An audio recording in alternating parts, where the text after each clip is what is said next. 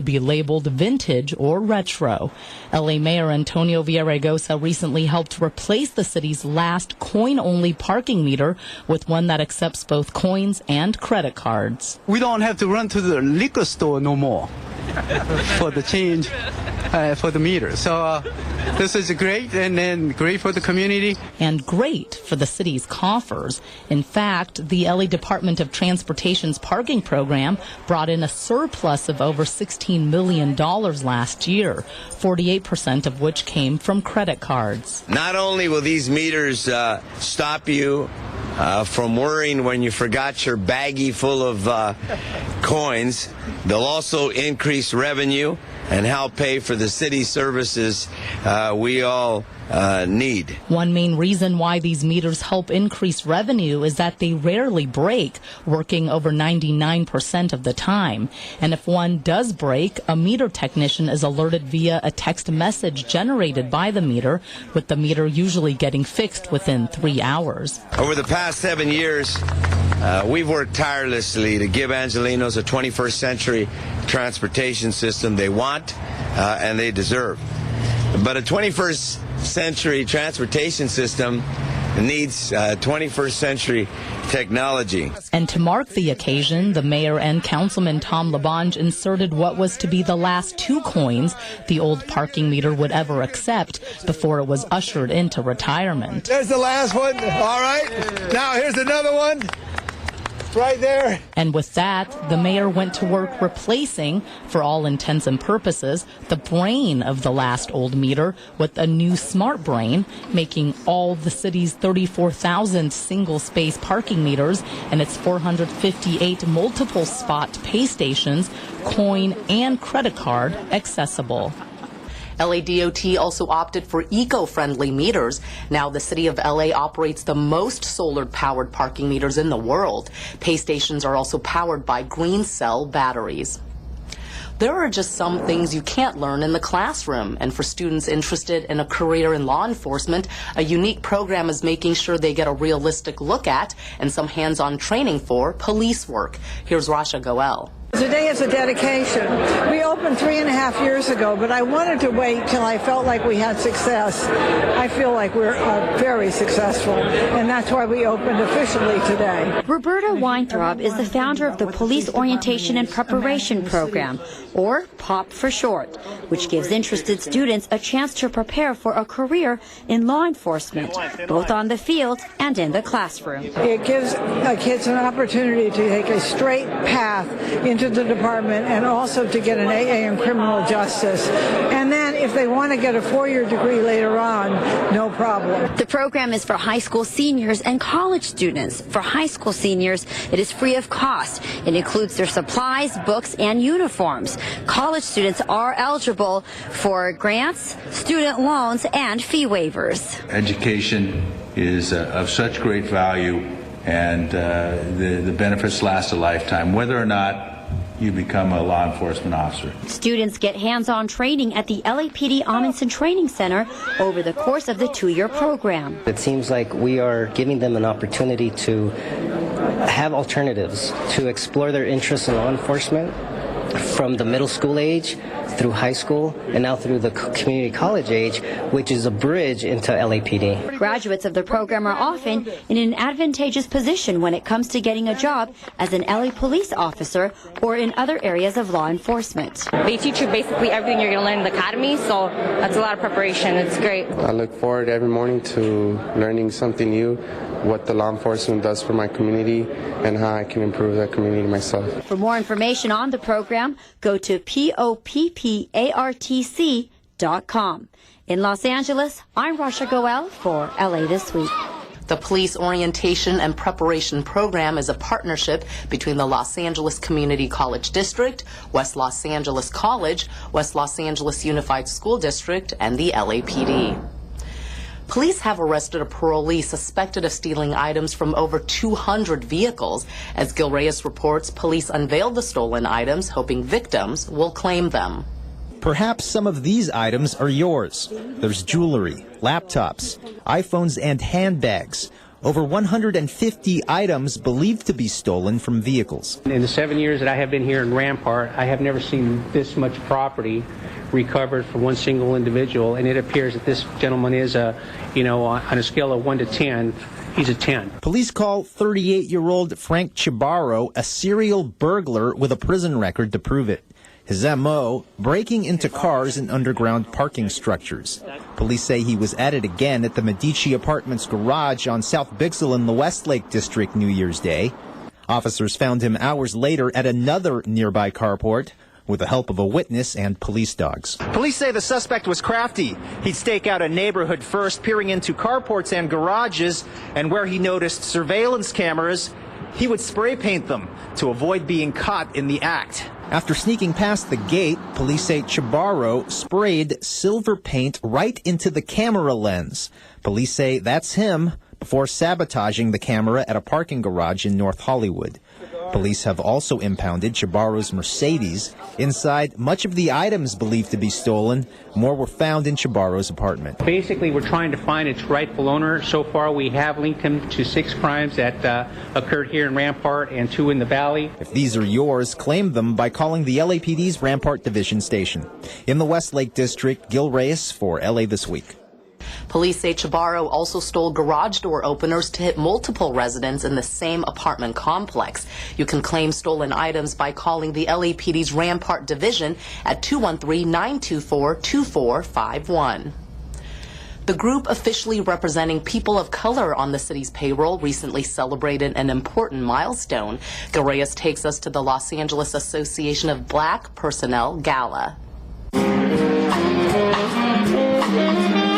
The celebration at LA City Hall honored city workers like Brenda Anderson. The associate director for the mayor's office relies on her contacts to set up popular cultural events, programs like African American Heritage Month. A lot of it could not happen without some of the focus and direction and leadership of the Los Angeles Association of Black Personnel staff. The LAABP celebrated its 40th anniversary with this dinner reception. The group has traditionally supported people of color who work for the city. Not only do we represent African American employees, but we also sponsor training programs, and we try to host seminars to prepare people for city exams so that they can promote through city service and realize their fullest potential as city employees. Thank you for the work that you do. And it's not just talk. I've seen it. LA Deputy Mayor Larry Frank praises the group's hiring and mentoring programs. And though African Americans are most prominent in its ranks, the group says everyone in the city family is welcome. Any city employee can join. You don't have to be African American, but we're kind of like self-help. We're helping each other promote and progress through city service. The group's former presidents, including recently elected state assemblyman Reggie Jones Sawyer, were also on hand. The Los Angeles Association of Black Personnel says it will continue to enhance opportunities for decades to come. In downtown LA, Gil Reyes for LA This Week. People wishing to donate to its Minority Scholarship Program can do so by visiting laabp.org. The Los Angeles Police Department teams up with local community members and city departments to help promote cultural understanding and peace through art. Rasha Goel explains. These paintings were among the latest pieces to be showcased in downtown LA during Art Walk, a monthly showcase of local galleries and artists. But what makes these paintings even more unique is they come from across the world, from Pakistan. This is the first time that we have brought the art and culture of Pakistan to downtown Los Angeles in this beautiful venue.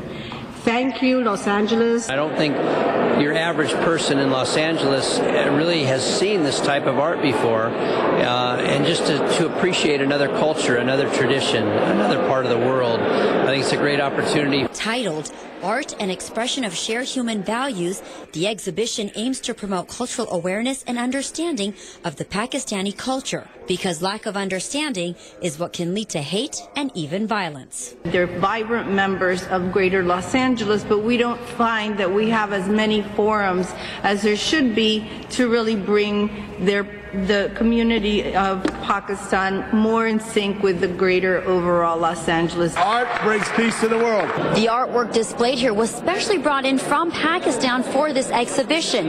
Now, while none of the artists are here, we were able to speak to a local Pakistani American artist who shared with us that perhaps this exhibition may help Americans see Pakistan in a different light. I would like to have Pakistanis bring in more art and crafts and their cinema and all the creative things that they make, because the media doesn't really want to report that much of it, and they focus on the negative side. A panel was also held discussing commonalities between the American and Pakistani communities. Once we start communicating through art, through culture, through music, through dance, we find that, well, you know, deep down inside, we're basically all the same. The energy is very positive. There's a lot of hot images here.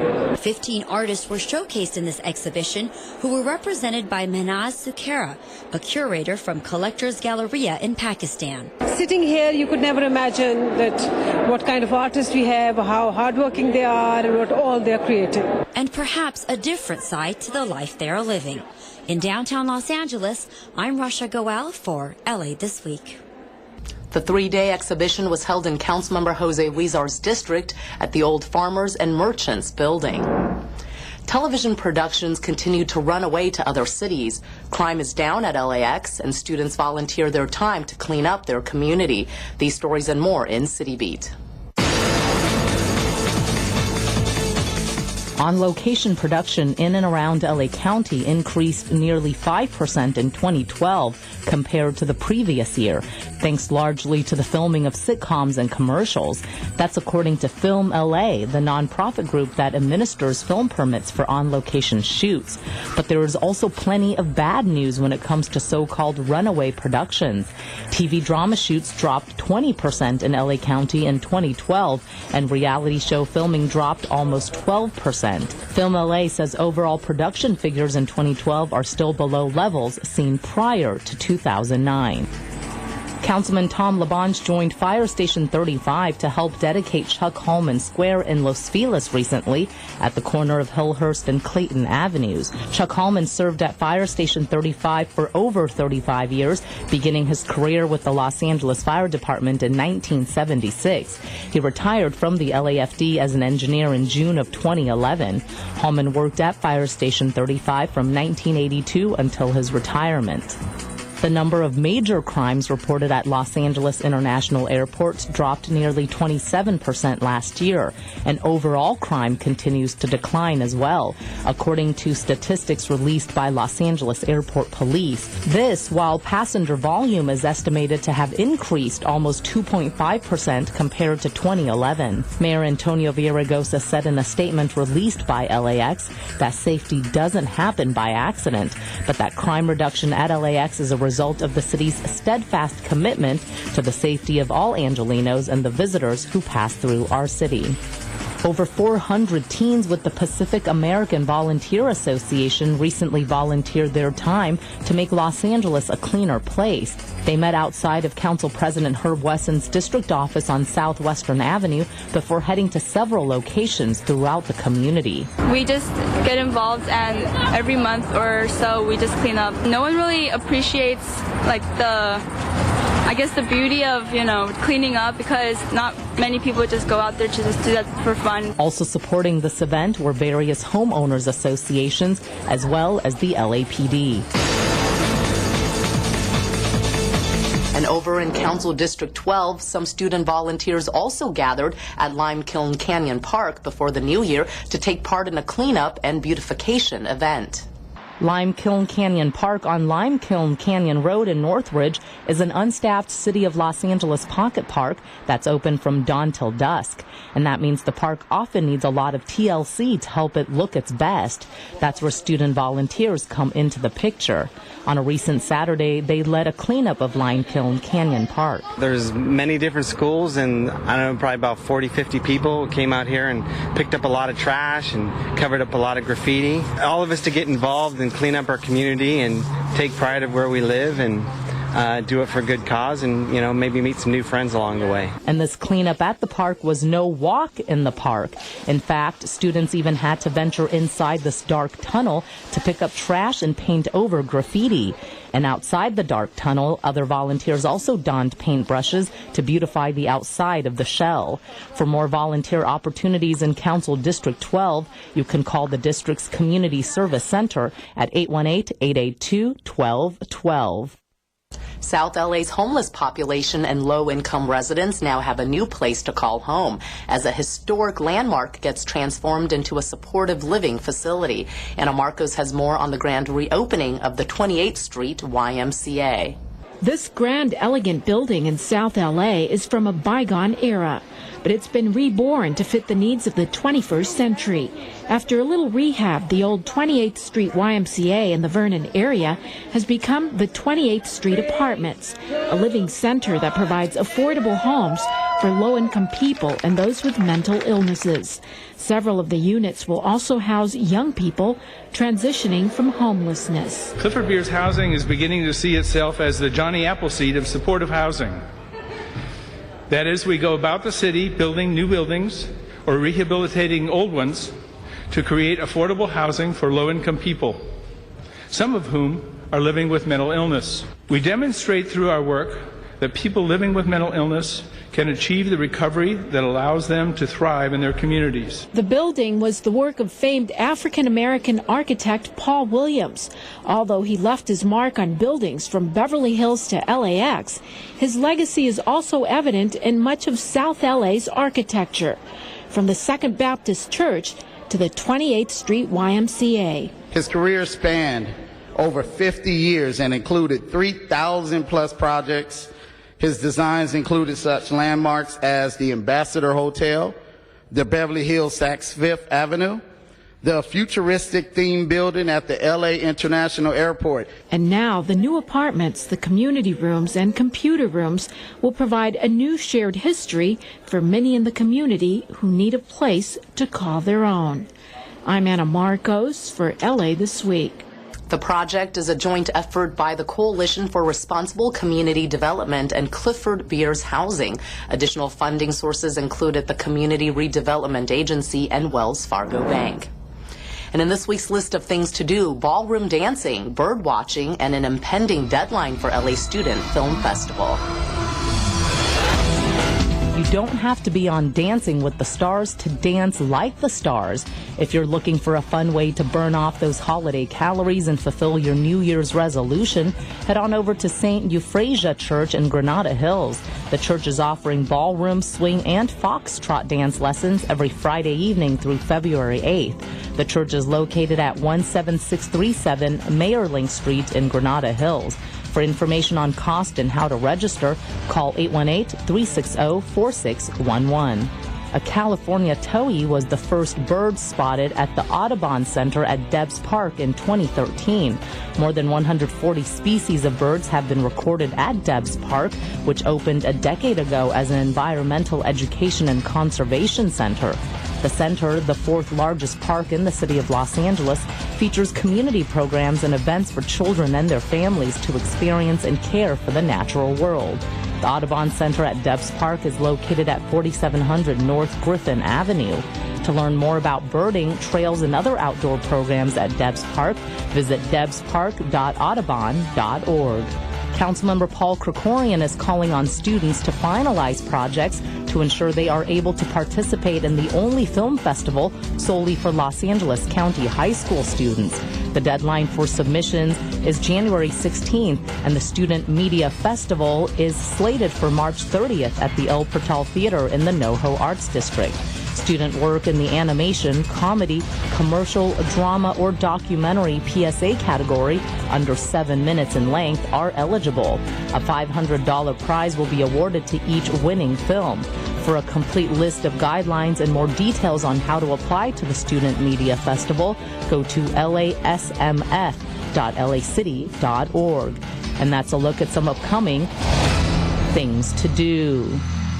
And we continue to bring you news of new parks being built here in our city, many of them as part of the mayor's and the Department of Recreation and Parks' 50 Parks initiative, which aims to create recreational space where there once was blight.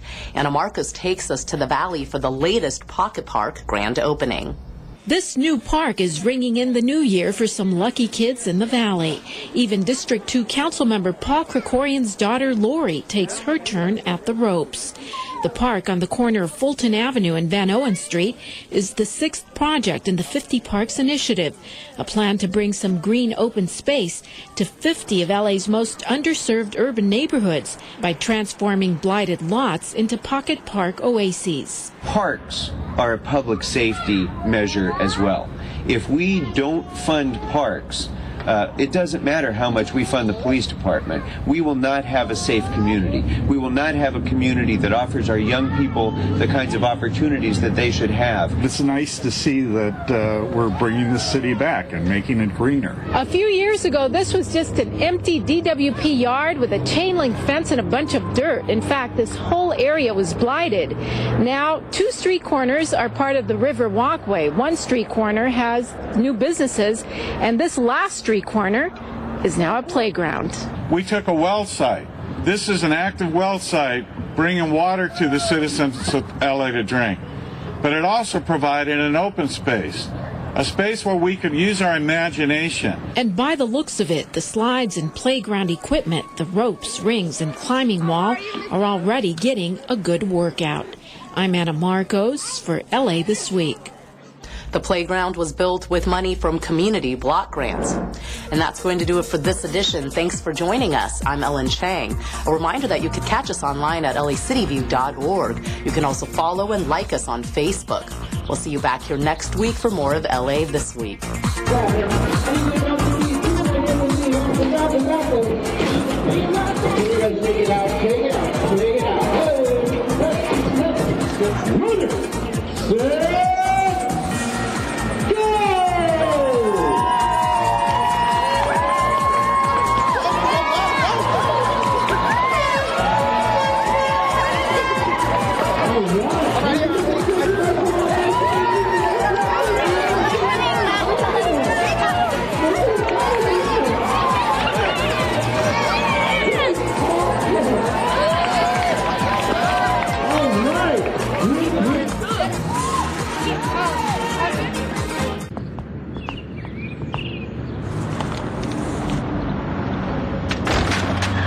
Illegal dumping?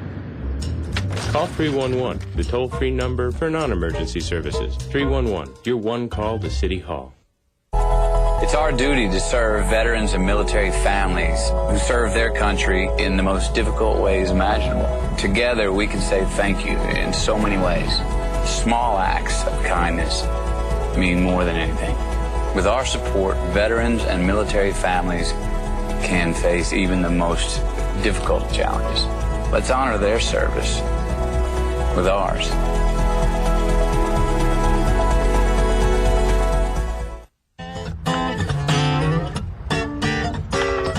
G'day, Troy McCubbin from North Hollywood. You're watching LA City View, Channel 35, our city, our channel.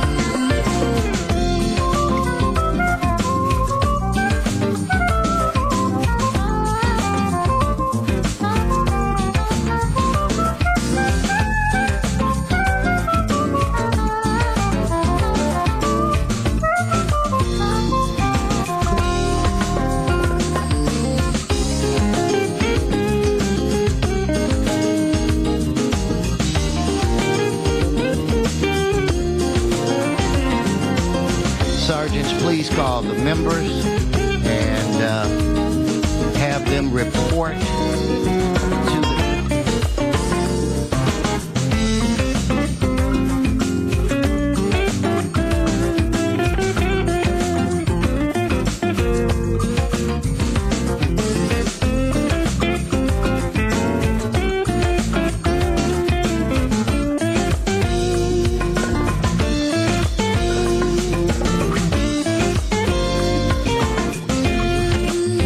Good morning, sir. Welcome to your city hall.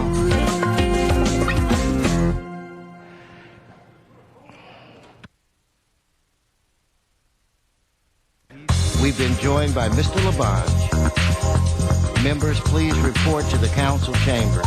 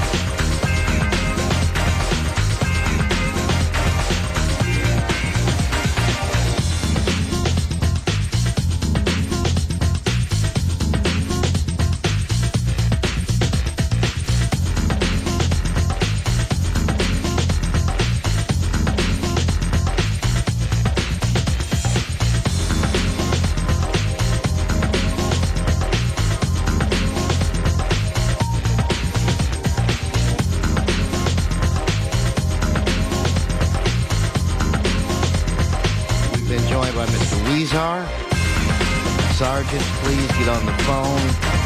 Mr. Zine, we've been joined by... Mr. Zine, would you come to the President's chair?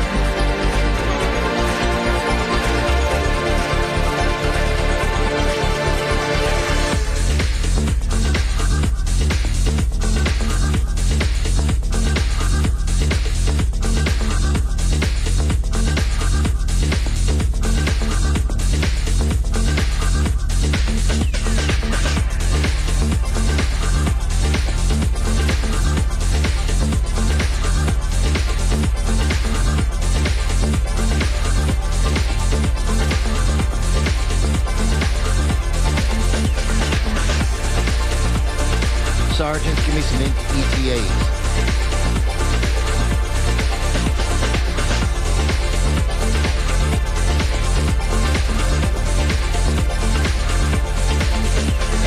Mr. Reyes has arrived.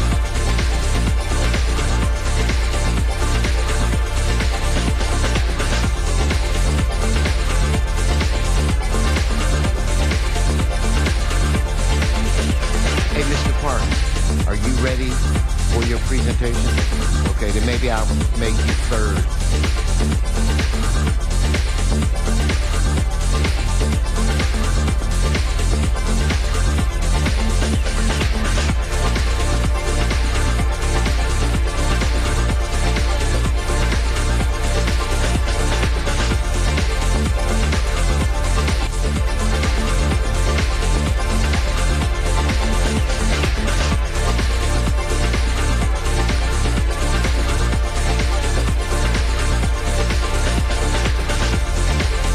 Bill Rosendahl is here. Mr. Weezer, are you ready? You ready?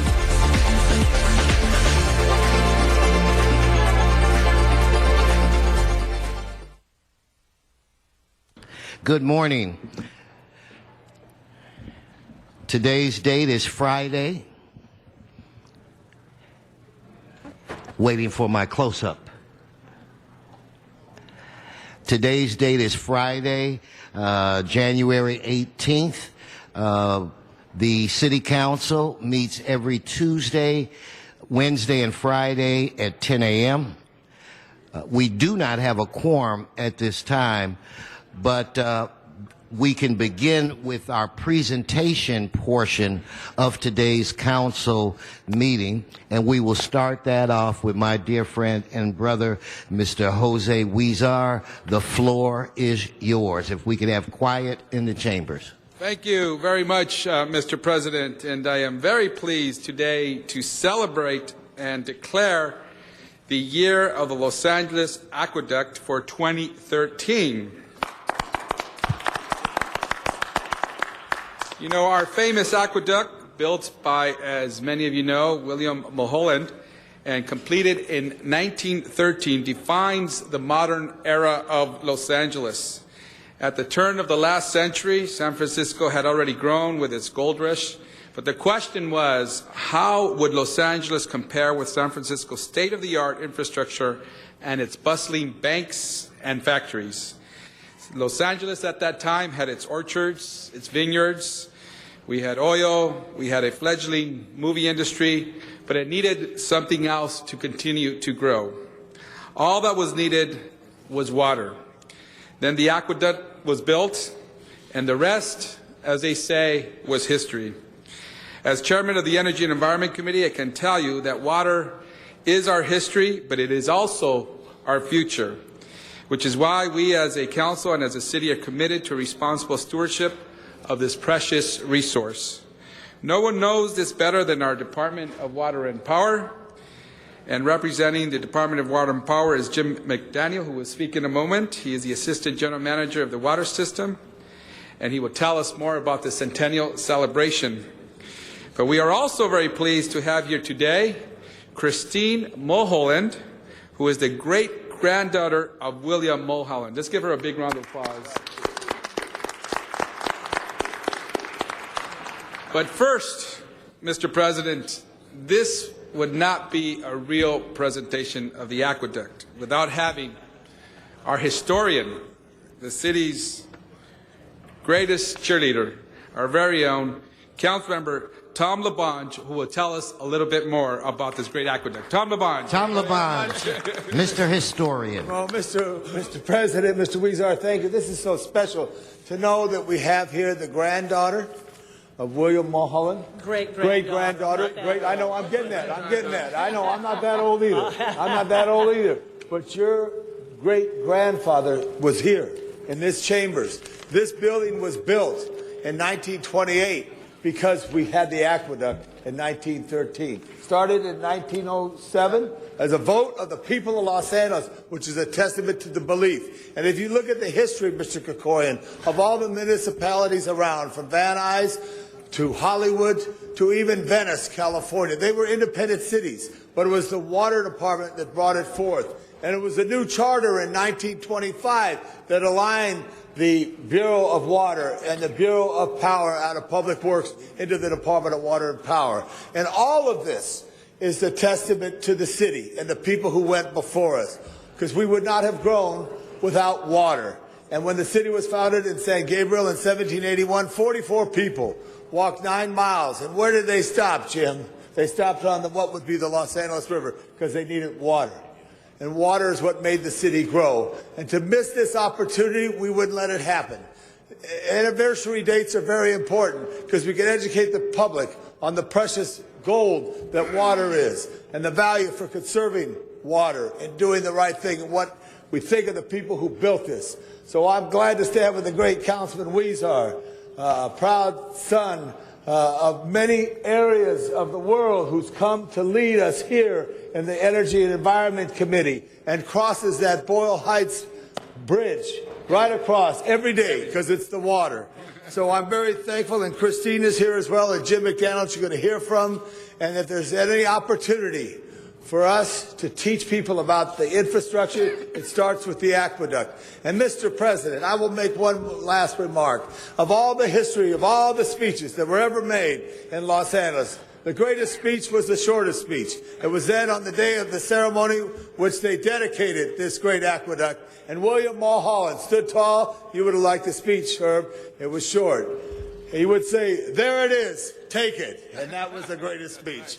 So we thank you, and I ask that Jim That's McDaniels, my kind of guy, Mr. LeBron. My kind of guy, too. My kind of guy. And my kind of guy, too. Your great-grandfather was so special in 1924, they named a boulevard after him, Mulholland, and on and on and on. And lastly, I'll just say one thing, too. This Civic Center, Mr. Huizar, is the largest civic center west of our nation's capital in a mall form. And of all the buildings that are on here, we predated the 1958 plan that organized these buildings. The Department of Water and Power has the most prominent spot. They bought that building in the mid-50s and anticipated the crown of the Civic Center of Los Angeles. Water and Power is the crown, because without water, we're very thirsty. And without thirst, we can't move forward. So I thank you, and Jim McDaniels now in the water section, representing the thousands of people who work daily to bring water to Los Angeles. Please give us a little bit more. Jim McDaniels. Right. Thank you, Mr. President. Thank you, Councilman LaBonge. You've always been a great supporter of the department, and you do more than many people, and we really appreciate that, and especially to revere William Mulholland. It's great to have a champion like that. Also, thank you, Councilmember Huizar. We at DWP appreciate the role that you play as chairman of our Energy and Environment Committee, which oversees LADWP, and we're so pleased that you're presenting this resolution today.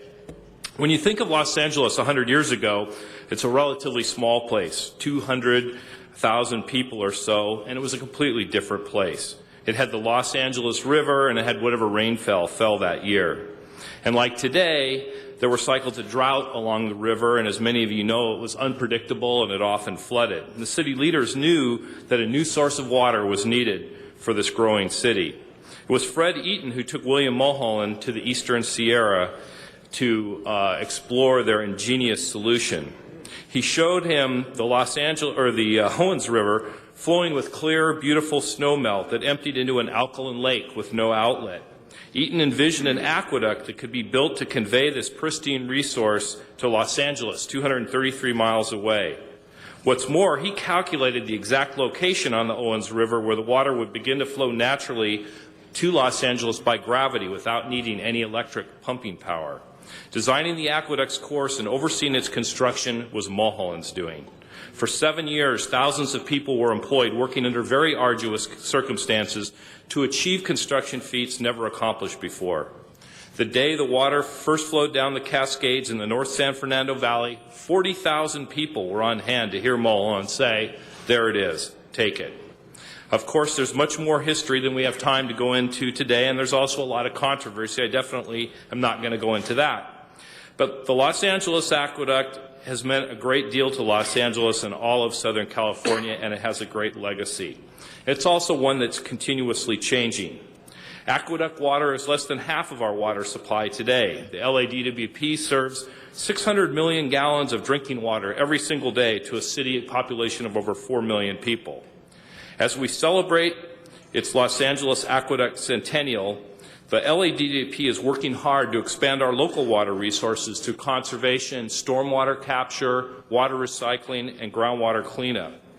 To give you a flavor of the campaign to come, we have a short presentation. So on November 5th, the thousands of people converged on Los Angeles Aqueduct Cascades in the Sylmar area to see the opening of the aqueduct. The 2013 centennial celebration of the completion of the aqueduct offers many opportunities to raise awareness about the significance of the LA Aqueduct, the growth of Los Angeles, and the importance and future of LA's water supply. Construction of the aqueduct is a historical event that led to the development of Los Angeles that we know today. And the aqueduct remains a vital resource to our state and our city as we develop local water supplies to meet the city's needs for the next century.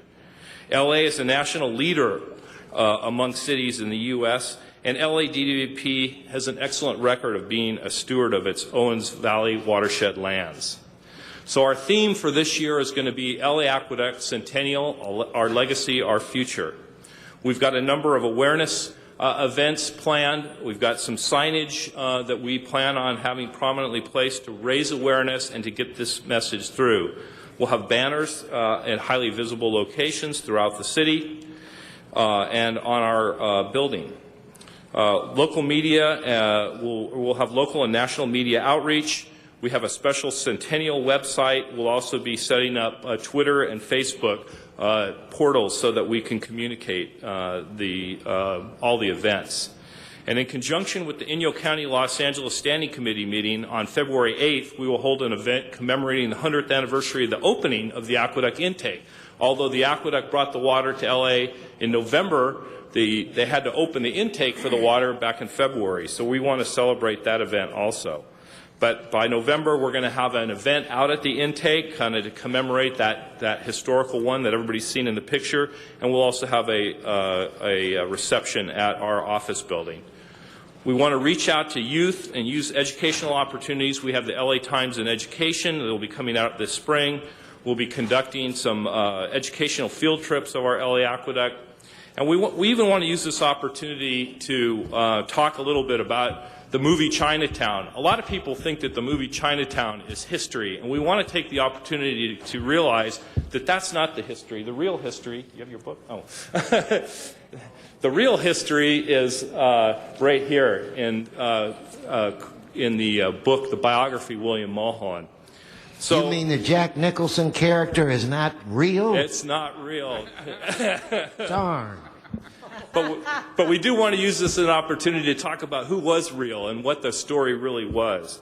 So beyond that, in the Intake magazine, which is our in-house DWP magazine, we'll be having a special issue, and we'll have a commemorative book coming out. So there'll be lots of activities coming. You'll be hearing more about this. We're very excited about it. Thank you for this opportunity.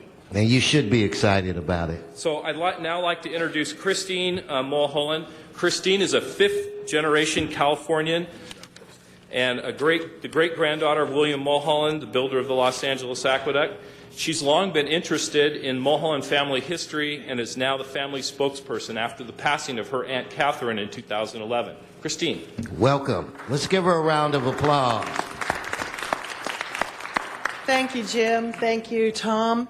Mr. President, members of the council, my name is Christine Mulholland. I live in the city of San Luis Obispo. I served 8 years on the city council in San Luis Obispo, so I'm familiar with the kinds of work that you do. But I must admit, I have to agree with my illustrious great-grandfather, who famously replied when he was being encouraged to run for mayor, "I would rather give birth to a porcupine backwards than be mayor of Los Angeles." I really have a different level of respect for your great-grandfather. As an environmentalist, I recognize that a project like the Los Angeles Aqueduct would not be possible with our modern understanding of the environment. But you can be proud of your Department of Water and Power and the staff who work so hard to maintain not only the legacy of William Mulholland, but the water infrastructure that he was so instrumental in creating. So this 100th anniversary is an excellent opportunity to educate the citizens of the city, to increase the awareness about this most precious resource, to remind people from where the water comes, and the costs to bring it, treat it, and deliver it, and the tremendous responsibility to conserve and never waste it. Thank you for taking the time to celebrate the history of your city, to remember the men and their great work that allowed Los Angeles to become one of the major municipalities of the world. Thank you. Thank you very much. No, thank you. Mr. Huizar, before you conclude, there are a couple of members on the queue that would like to say a few words, beginning with our dear friend, Bill Rosendahl. Yes, I was very happy to hear you speak, Ms. Mulholland. Obviously, none of us would be sitting here today if it wasn't for the vision that your great-grandfather had. There's just no doubt. We know about the water wars. They continue to happen. People continue to buy water rights in the middle of the farmland. They don't irrigate it properly. They waste water, and they make big bucks. I just wish we could look at those speculators, and I know some of them, extremely wealthy people that have bought those water rights, which is a big issue, obviously. The second issue, obviously, is you shouldn't be doing stuff like rice and other things that don't make any sense. And with that as a backdrop, I obviously believe that we are fortunate, especially this day, this moment, this Friday, when the temperature's in the 60s and 70s and potentially in the 80s. And look where we've come from. Every nation on the planet. We're a megalopolis of great note. The whole world resides in part in Los Angeles, in part thanks to the vision of your great-grandfather. So God bless you and thank you very much. Mr. Reyes. Well, it's an honor to meet a descendant of Mr. Mulholland and to hear your voice. And I think the quip of the porcupine is a great reflection of how one could be so grounded and understand what's important, and his mission in life to bring forth such an important element that sustains us and is a basis for how we can maintain ourselves in the future. What is more exciting is to see the Department of Water and Power become an integral part in moving into another phase of asking the question, how do we contain the water? How do we filter it? How do we use it as an economic development tool as we change the face of Los Angeles, starting with this spine that runs through our watershed called the LA River. So now when we look at stormwater harvesting technologies, as we learn from other countries where water is so precious, that we have been rather barbaric in how we treat this precious source. So as we value the ecosystems, as we enhance our natural habitats, we also nourish our children. And that is a byproduct. The multiplier effect is tremendous. When you look at how our kids are suffering diabetes, obesity, it's water that makes us green. It's water that nourishes our neighborhoods. In some parts of our city, we're stuck in post-World War II land use patterns. Makes no sense. Now we're beginning to change how we define ourselves as communities, and water is integral to that. So I want to thank you. I want to thank Department of Water and Power, the great cheerleaders in Tom LaBonge and Jose Huizar in celebrating this day. But just more significant is opening up that new chapter and how we look at the future of our waterways, our creeks, all that is our watershed in a whole different light, because asphalt and cement is not doing us any good. We've got to lower that footprint that conducts so much heat and change the way we live our lives, and it's happening as we speak. So I thank you, because now we're connecting with the bicyclists, we're connecting with the folks who want to see daylighting of our creeks, who want to see our river come to life, more importantly, nourish our children. So for that, thank you so much for this opportunity. Mr. Krikorian. Thank you, Mr. President, and thank you, Mr. Huizar and Mr. LaBonge, for this presentation, which is so important. And I'm also honored to have the opportunity to hear from you, Ms. Mulholland. I think it's safe to say that there were two pivotal moments in opening of infrastructure that created this city. Everybody likes to talk about our freeways and some of the famous public buildings and this and that. But the two critical pieces of infrastructure that allowed Los Angeles to become a great city in the 20th century were the connection of the Transcontinental Railroad with the spur that connected Los Angeles to the Transcontinental Railroad, and the opening of this aqueduct.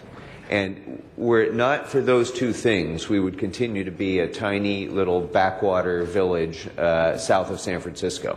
But because of those two important investments, we became the great city of this country throughout the 20th century.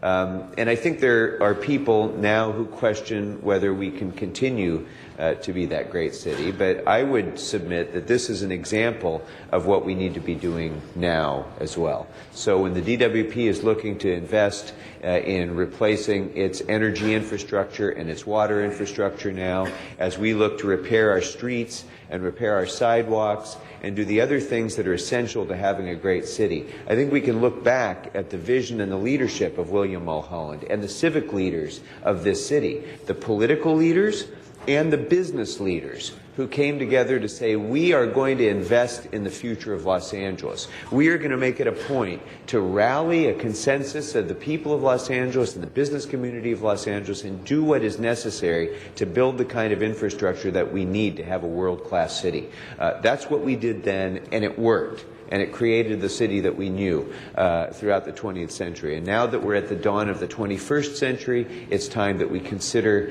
doing that again, and we look to the example of the past and invest in the infrastructure that we're going to need for the next century going forward. So it's such a great example. To this day, William Mulholland continues to be, I think, one of the great shapers of the city of Los Angeles, and we're honored to have you here. And by the way, now that I've heard this porcupine speech, I think, Tom, from now on you have to say that William Mulholland gave the two greatest speeches in history. Thank you, Mr. Krikorian, and I will say that it is an honor to meet you, and if your great-grandfather were alive today, he would be a smash hit on YouTube or Twitter or what have. He would have a lot of followers.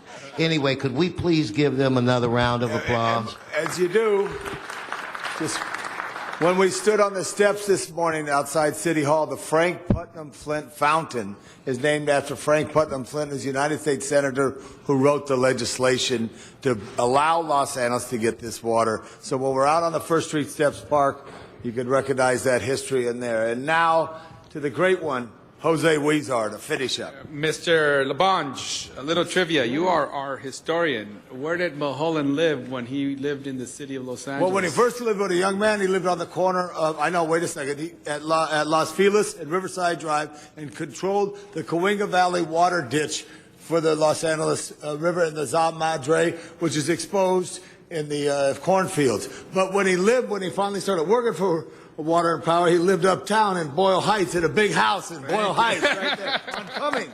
Cummings and 6. Cummings and 6. All right. Thank you very much. That wasn't a prepared question. He knows that stuff. How much did it cost, Mr. Labange, after that? Water and Power was paying for it, so the sky was the limit. Well, thank you. And to wrap it up, on behalf of the City Council and our mayor, I want to present to DWP a big thank you, first of all, for declaring 2013 the year of the Los Angeles Aqueduct, but as an official declaration, a resolution to DWP declaring 2013 the year of the Los Angeles Aqueduct. There you go.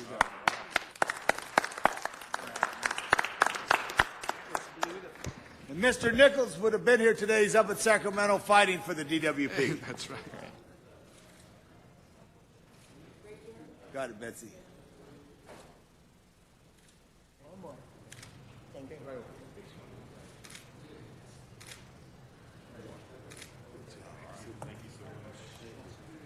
Again, congratulations. Okay, if I could ask Mr. Labange and Mr. Garcetti, it's my understanding, and I had an opportunity to meet this man earlier, that we have a mayor here from the great country of Korea.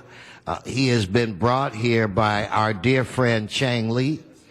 And those of you that don't know Chang Lee, he's a tireless activist, not just for the Korean community, but for this entire city of Los Angeles, and I'm truly blessed to have him as a friend. So it was because of his efforts that we're going to have an opportunity to meet a very influential mayor in the country of Korea. With that, Mr. Garcetti. Thank you very much, Mr. President. It's our pleasure to present this on behalf of you, the entire City Council, and the City of Los Angeles. Mr. Labange and I want to welcome a great leader, a great global leader who is here with us, a fellow city official. And as we know, cities are where the innovations in commerce, the environment, in transportation, and where the world is seeing creativity and innovation occur. It's at the city level.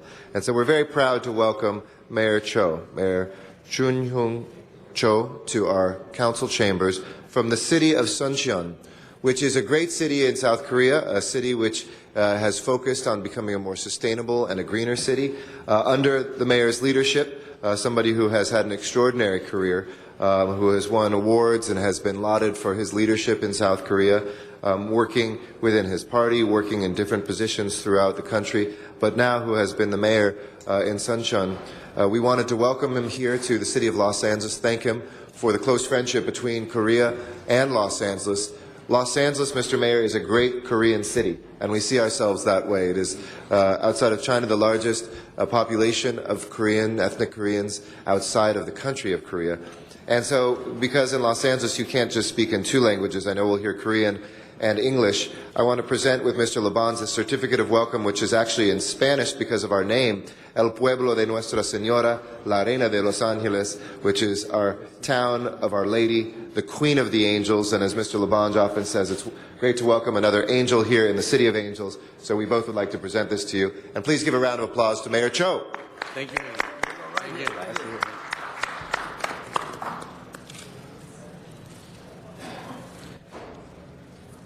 Good job. I'd like to ask Mr. Labange to say a couple words, and then we'll hear from Mr. Cho. I just wanted to say it's so special, as you mentioned, the first Korean immigrant business that we know was Jefferson in Vermont, one little corner market. And then the growth and the Olympic corridor and all the way through the Wilshire Center, very special. I say, kamsahamnida, 친구, kamsahamnida. And I'm just so proud of all my Korean friends who do such a great job, especially Pava, as great volunteers who had a float in the parade, the Pacific American Volunteer Association. Welcome to Los Angeles. Welcome. Busan, sister city. Thank you. Mr. Mayor, microphone is yours. 존경하는 의장님, 그리고 의원님 한 분 한 분, 오늘 이렇게 우리 한국 사람을 사랑하고 한국 사람이 사랑하는 우리 로스앤젤레스 의회에서 여러분께 인사드리게 됨을 감사하고 영광스럽게 생각합니다. Honorable Council President and Council members, it is honored to be here and to be welcomed in the city where Korean Americans are welcomed and Koreans from Korea are welcome. 여러분 제 그린 자켓이 어떻습니까? How does my green jacket look? Very good, very good. 감사합니다. 이 그린 자켓은 어느 골프 챔피언이 입는 자켓이 아니고 우리 순천시가 자연을 사랑하고 또 생태를 사랑하는 대한민국 생태 수도라는 점을 상징하는 옷이기도 합니다.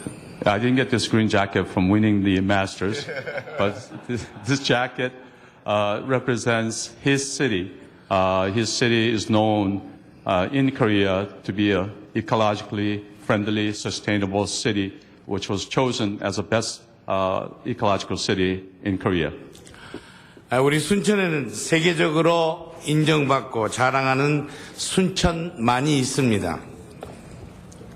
There's a wetlands in Suncheon, which is world famous in its ability to keep the natural beauty. 남사르가 세계적인 환경단체인 남사르가 완벽하게 보존되어 있는 습지라고 인정하고 있습니다. The world famous ecological organization has recognized Suncheon Bay as the world's best kept natural wetlands. 작년 1년 동안 30만 명의 관광객이 이곳을 다녀갔습니다. Last year, 3.3 million people visited these wonderful wetlands. 우리 순천 시민은 이 소중한 순천만을 보존하기 위해서 노력하고 있습니다. So we continue to put our efforts to keep this world famous natural beauty in our city. 그래서 올해 4월 20일부터 10월 20일까지 한국에서는 처음으로 2013 순천만 국제 정원 박람회를 개최하게 됩니다.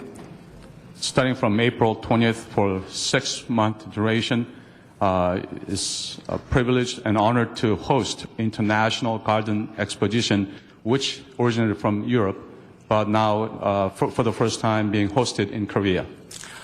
이 가든 엑스포는 단순한 축제가 아니라 시대 정신을 실천하는 것이라고 생각합니다. This is not only just a Garden Expo festival, but it is actually the thrive or the goal, the mission of the whole world to sustain every city to be green. 자연과 생태를 중시하는 21세기에 자연과 인간이 어떻게 어우러져야 더 높은 삶을 살 수 있는가 하는 방법에 대해서 우리 순천시는 해법을 제시할 겁니다. In the 21st century, it is important to have a sustainable city that exists with nature beauty and also with our lives. So it is our goal of our city to make sure and to research the method of sustaining the ecological city. 존경하는 의장님, 그리고 의원 여러분, 그리고 로스앤젤레스 시민 여러분이 이러한 의미 있는 축제 같이 함께 해주시기를 정중하게 초청하는 바입니다. Mayor Joy is inviting all the Angelenos, including the city council members and council president, to come and visit this wonderful International Garden Expo. Thank you. 대단히 감사합니다. Thank you.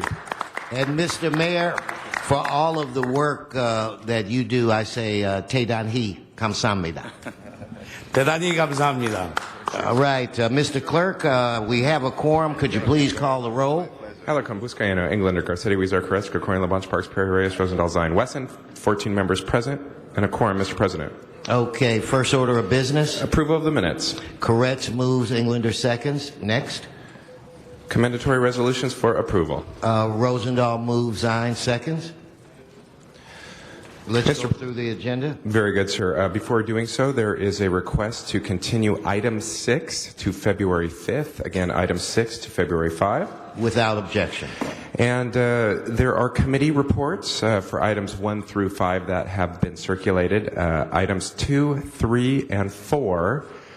A public hearing was not satisfied in committees, and of those items, 2 and 4 have cards. Sir. Okay, well, let's hold item 2 and 4. Members, any specials? Mr. Rosendahl, item 1. Okay, let's prepare to vote on the remaining items. Let us please, Madam Clerk, open the roll, close the roll, and tabulate the vote. 14 ayes. Okay, next. Items 11 through 13 are items for which public hearings have not been held. 10 votes are required for consideration. Okay, without objection, those items are now before us, and it's my understanding, Mr. Clerk, we have cards on each of them? Yes, sir, that's correct. Okay, so that we will hold those items as well, and that brings us where? That takes council back to presentations, item called special, or public comment for items not on today's agenda. I'd like to turn the floor over to Councilmember Parks at this time for a presentation, and I believe he's going to be joined by Councilmember Perry.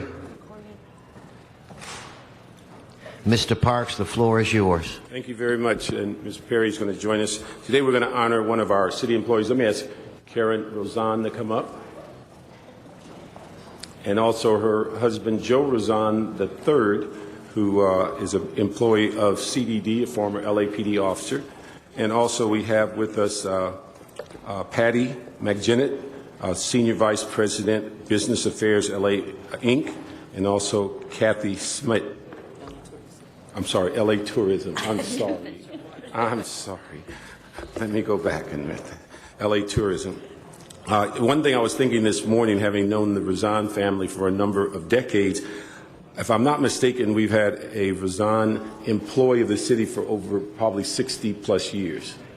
And with some of the youth of a current LAPD employee, it's probably going to go on for a number of years more. So we're looking forward for Razans to stay a part of the city family. Karen is a graduate of Centennial High School in Compton, California, and was at that time she decided to pursue a passion in law enforcement. She became an administrative aide for the FBI in Washington, D.C. However, she found limited promotional opportunities and moved home to Los Angeles after being selected as a secretary to the president of USC. Karen has always had a bug for travel and began to work for the former Flying Tiger Line, a Los Angeles-based cargo carrier. This experience drew her to pursue a position in passenger travel. Karen has then went on to work for American Airlines and spent 25 years holding positions in reservations, quality control, ticketing, and tours. Karen has also been one of to seize on an opportunity. She approached the executive management and broached the idea of starting a tour division, which proved to be highly profitable for American Airlines. Ms. Perry to join. So, continuing on with her illustrious career, she was selected as Employee of the Year for Retail Sales and being the recipient of the prestigious Pursuit of Excellence Award. Shortly after her American Airlines retirement, Karan was sought by Hilton Hotels and became the travel industry sales manager for the Beverly Hilton Hotels. However, this was a short stay for her, as the Los Angeles Convention and Visitors Bureau, or LA Inc. as we know it now, lured her to her most recent position as travel industry sales manager. Her market was Australia, Germany, the United Kingdom, and China. She's also a graduate of the University of California, Los Angeles Travel Academy and has received numerous certificates and recognitions. Now, she's not really retiring. She has just launched her own firm called Joe Carr Global Entertainment, which serves both corporate small businesses and individual clients.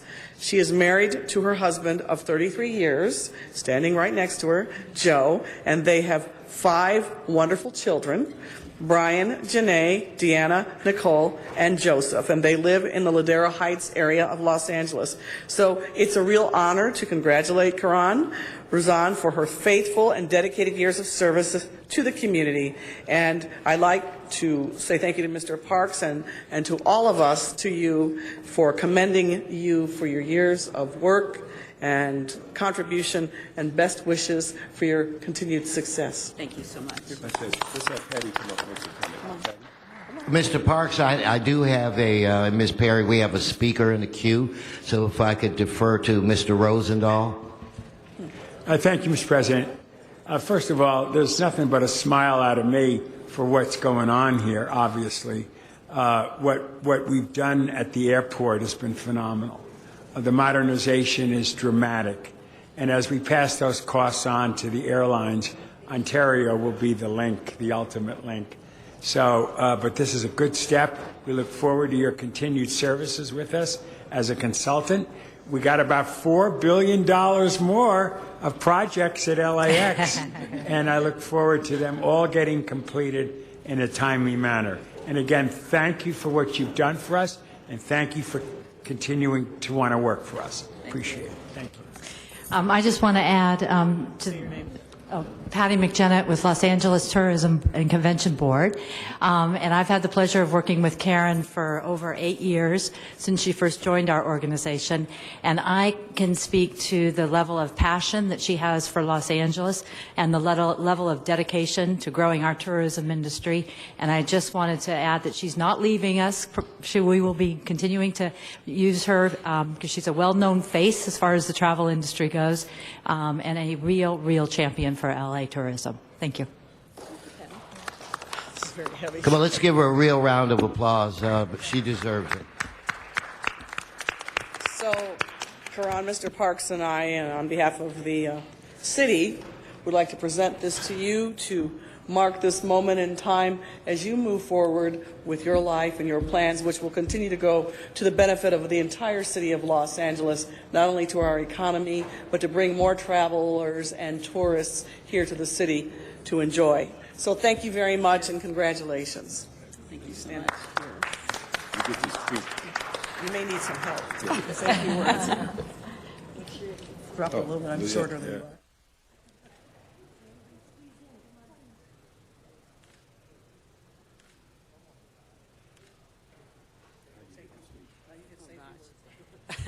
I don't know how to thank everyone. This was a surprise to me. I appreciate it. The love I have for Los Angeles goes beyond means. As we have international travel that come to Los Angeles, I look forward to showing off my city, Los Angeles, and I have for the last 7.5 years. So I will continue to spread the love of Los Angeles through my knowledge from the LA Tourism and from my dedication with travel here in Los Angeles. And thank you all so much. No, thank you for all that you've done. Thank you. Okay, Mr. Clerk, why don't we take up item 1, which was Mr. Parks. Okay, so what we'll do, Mr. Rosendahl, we'll jump to some of the other items so that Mr. Parks can present the mayor's appointment. Okay, so the next item would be item 2, held special by cards. John Walsh, Dow House Dude. Please come forward. Mr. Dude, you're right there, so come on.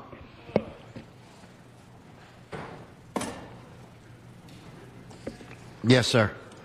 I really hate it when I'm called first, but we'll have to work with it. You talked about $4 billion for LAX, but where is the housing? Everybody's homeless. You're moving homeless people around the country. They're all slaves to rent anyway, whoever says they're not homeless.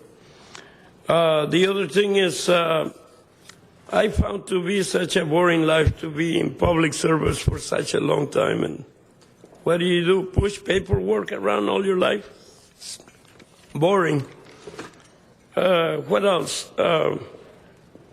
Oh, Miss Perry says, this is my city. Come on. Get it together, Perry. It's everybody's city. It's not your city. You know, but you have a city of homelessness. That's what you have. Stay on the topic, Mr. Dude. Not pretty. It is not as pretty as you paint it. You know, the mayor of Koreatown, lots of kimchi, but no housing. Everybody's in misery all over the world. Too much kimchi. Okay, Mr. Dude, you prefer being called, you know, like after at least one speaker? Because if you want, I can try to accommodate you. You said you hated being first. I'll brief him on the subject. That's what I was that's what I'm kind of thinking, John. I think I get where he's coming from. Now we have Mr. John Walsh, HollywoodHighland.org. Thank you, and remember the big birthday party on Wednesday here, right here, with a birthday cake for Mayor's 60th birthday. Now, this concerns lead poisoning. I think you do a pretty good job on fighting lead poisoning, but I wish to extend my remarks, and if you wish to hear the extension of my remarks, you can go to HollywoodHighlands.org or to the front page online, Mayor Sam, Dragnet Blog, Joseph Maylander, Ron KLA, and hear a lot more about City Hall. Thank you. All right, Mr. Reyes. President, colleagues, this came before committee this past week, and we are extending it one more year. I think one of the critical factors here is that when we started 10 years ago and we're able to coordinate with the county and other agencies to establish this program, the main objective was to find ways to keep the kids from eating paint chips that are filled with lead that were damaging the brains and the physical state of our children. What we asked for in committee, and the reason why I'm sharing this with you, is I've asked for a report back to get quarterly reports on how many homes are we impacting, what are the results, and hopefully give us a perspective of what else needs to get done. Many of the houses built before 1978 had lead paint, and as a result has affected many of our children in our community. So I wanted to just emphasize that point, hoping in the future we'll have a greater accountability as to how we can be more efficient. The department is doing what it can with what it has, but this is a very critical issue when it comes to quality of life, especially when you have a mom come to your office with a bag full of medication. Their child has been obviously impacted and physically altered because of the poisoning of lead paint. So thank you so much. Thank you, Mr. Reyes. Okay, members, let's prepare to vote. Madam Clerk, open the roll. Close the roll. Tabulate the vote. 14 ayes. Okay, now we're going to quickly go to item number 4. I'm going to ask Mr. John Walsh, HollywoodHighland.org, to come first, followed by Mr. Dude.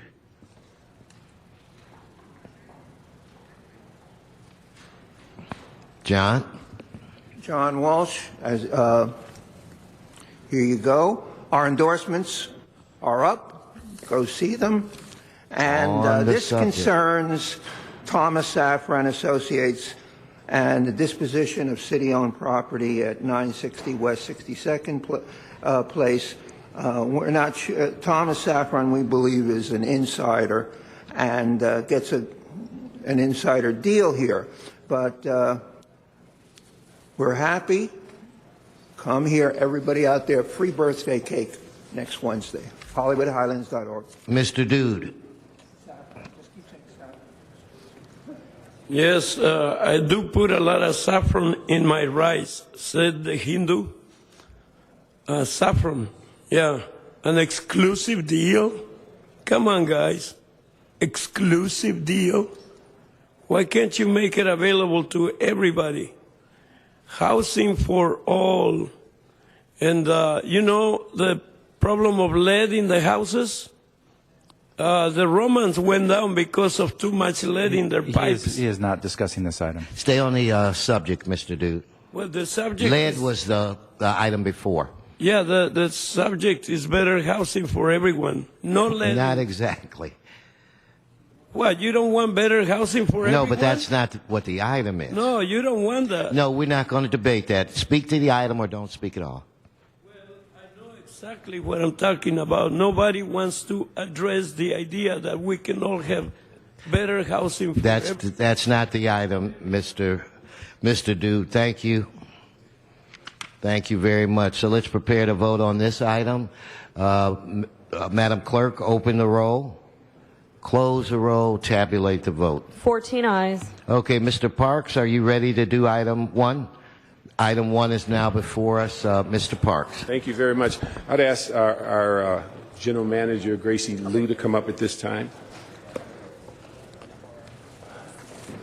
And Mr. Parks, I've got 3 public comment cards. You want me to deal with them now? Yes, or? why don't we do those first? Okay. Oh, wait, no, I'm told that we don't have to take public comment because this was held in a committee, full committee. So. Okay, thank you very much. Ms. Liu, why don't you give us a brief overview of your background? We are fully aware that you've been a part of Dunn for a while and now interim general manager. But give us an idea of what your background is, and then also give us an idea of what you're looking to accomplish as the new general manager. Good morning, honorable members of City Council. My background is actually quite diverse. I do have a legal education, but I have ventured into business, entertainment, nonprofit, with an emphasis on domestic violence and assisting survivors of domestic violence with an Asian Pacific Islander background. I am trained in nonviolent communication and in transformational mediation, which I think comes in handy when I work with not only within the city but also with our neighbor councils. I am looking forward, and I really want to thank Mayor Villaraigosa for appointing me to this position. I am looking forward to working with the neighborhood councils and continuing to find opportunities for neighborhood councils to work within the city council system or in the city family system as well.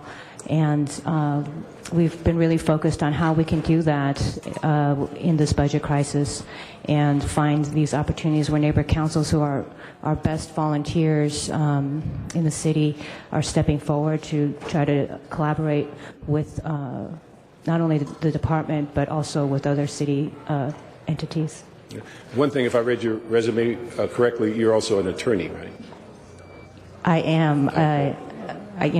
I haven't been an attorney. I've been a practicing attorney for many moons. Yeah. So, but I am a non-active or inactive with the State Bar. Colleagues, I'd ask for an aye vote on this appointment. We've had the pleasure of working with Ms. Liu since she's been the interim. She has made a concerted effort in revamping the issues dealing with finance. She probably ran, along with other city departments, the best elections that we've had in the history of neighborhood councils. And when you look at her resume, it's diverse to where she has the ability, I think, to bring all those things together and continue to lead this department. So I'd ask for an aye vote. Thank you, Council Member. Thank you, Councilmember. We have 3 more members on the queue. Councilman Rosendahl, then followed by Councilman Garcetti. Thank you very much, Mr. President. Good morning. Good morning. Let me ask you this. What's your understanding of the factual basis stakeholder definition? My understanding of it is that it allows neighborhood councils to expand the inclusion of their stakeholdership of who can participate within the neighborhood council system.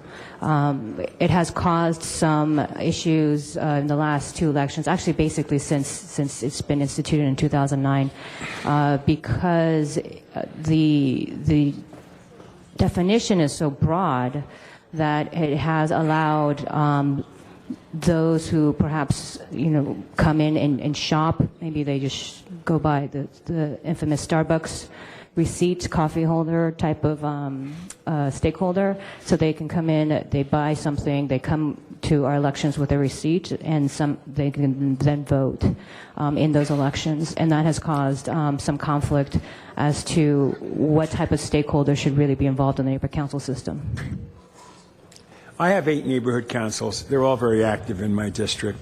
Venice just had an election. 1,622 people voted. And there's constant issues in Venice, especially with homeless issues. And I'm embroiled in the middle of a whole bunch of those issues with them. But your definition of a stakeholder, I'm very conservative on this. I think you have to live in the area. Because when I first got elected, Playa Vista controlled the neighborhood council in Westchester by liquoring up their workers who were building stuff for them, bringing in a slate of candidates and getting them elected. In West LA, a sectarian church took over the West LA group the same kind of way. And so there's been these kinds of movements. And right now in Westchester, 2 members of the council used to be in Del Rey who are upset with the Del Rey setup. And so there's confusion with me as to who's what. But my bottom line is this. I accept whoever's in front of me, and whatever they say is the reality of what they say. For instance, the Palisades in Brentwood, they're not affiliated with the city because they want to be able to sue, and they think the Brown Act is a joke. So regardless if I agree or disagree, I deal with them because they're citizens engaged. And as you probably know, the Palisadian neighborhood council's been around 38 years. It's like a little canton in Switzerland or something. And they all pull together, and they feel very effective and democratic in how they operate.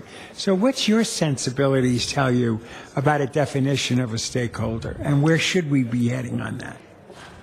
Well, the city charter has a live, work, or own property in terms of the minimal definition of stakeholder.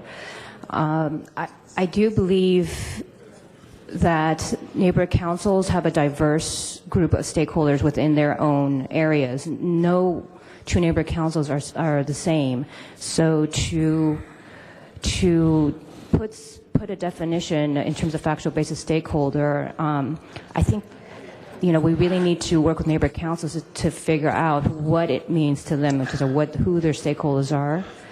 The Board of Neighborhood Commissioners now is looking at the revision of the plan for citywide system neighborhood councils, and they are working with neighborhood councils to look at this issue, such as stakeholder.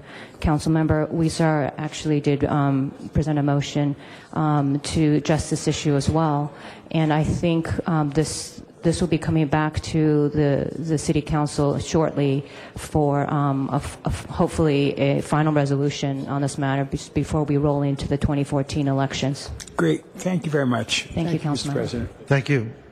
Councilman Garcetti, Councilman Zine, and then Councilman Krikorian. Councilman Garcetti. Thank you very much, and congratulations.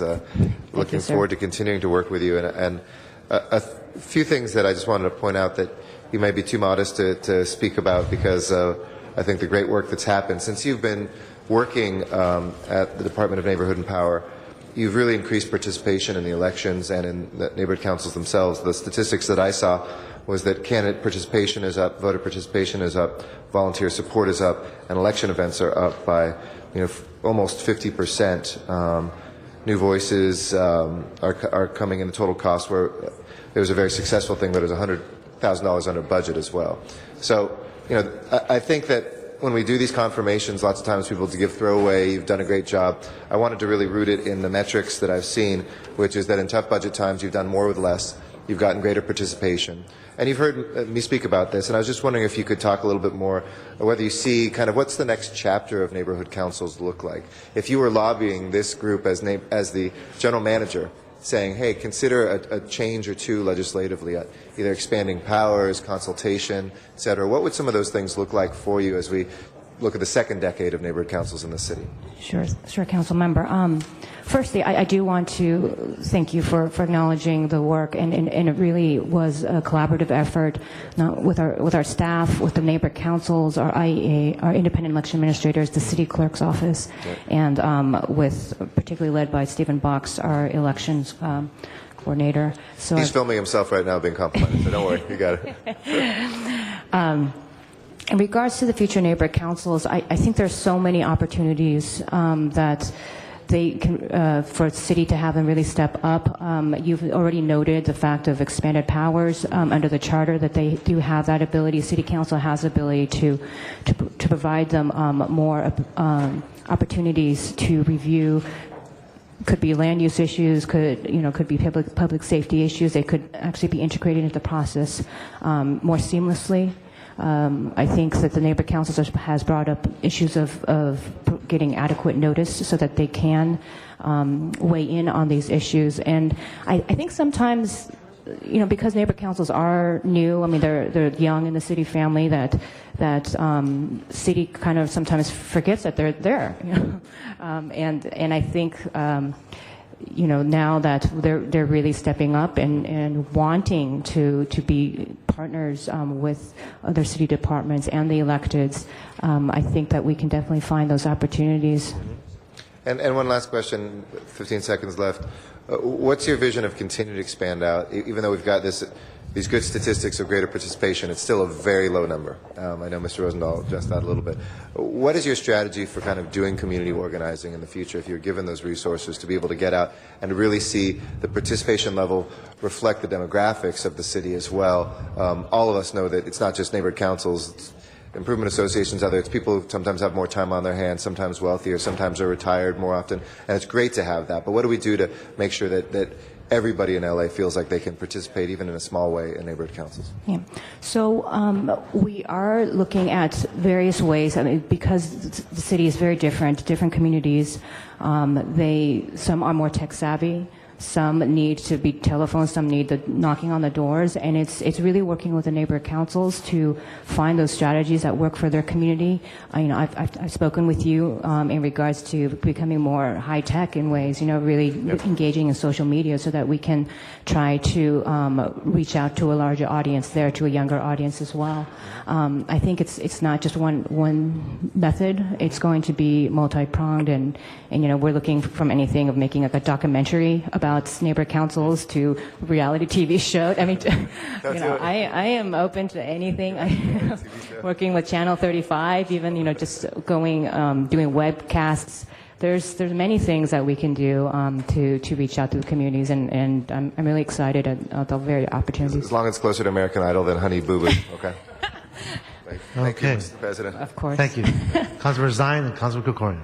Thank you, Mr. President. What I'd like to do, since we have some folks here that have come all the way from the San Fernando Valley that were not at the committee, which I did attend the committee meeting with Mr. Parks, is that we would indulge them a couple minutes. They have comments regarding the selection of the general manager. I think there's 3 cards that you have. I would We could do it on your time. Okay, well, I just want to say I support what you're doing, and on my time, if we could call them forward, maybe 1 minute apiece, since they did come all the way from the San Fernando Valley. At least I know one came from the San Fernando Valley. I don't know about the other folks, but Can I have that person come on up? Thank you. Mr. Lenny Schaefer from the great community of Tarzana, California. Okay, we'll have to open up for everybody. Good morning, Okay. members of the council. Leonard Schaefer, Tarzana Neighborhood Council, Board of Neighborhood Commissioners, Vice President. Just a few quick comments with regards to Gracie Liu. First, I'll say that she's created a new culture of inclusiveness, which is very important. She leads by example. She's not afraid to roll her sleeves up and get her hands dirty. The neighborhood councils have more or less unanimously supported her, as has the commission. And I imagine you understand why I am going to say I highly recommend her confirmation to this position. Thank you. No, you're welcome. Okay, Bobby Cooper, Arnold Sachs. Please come forward.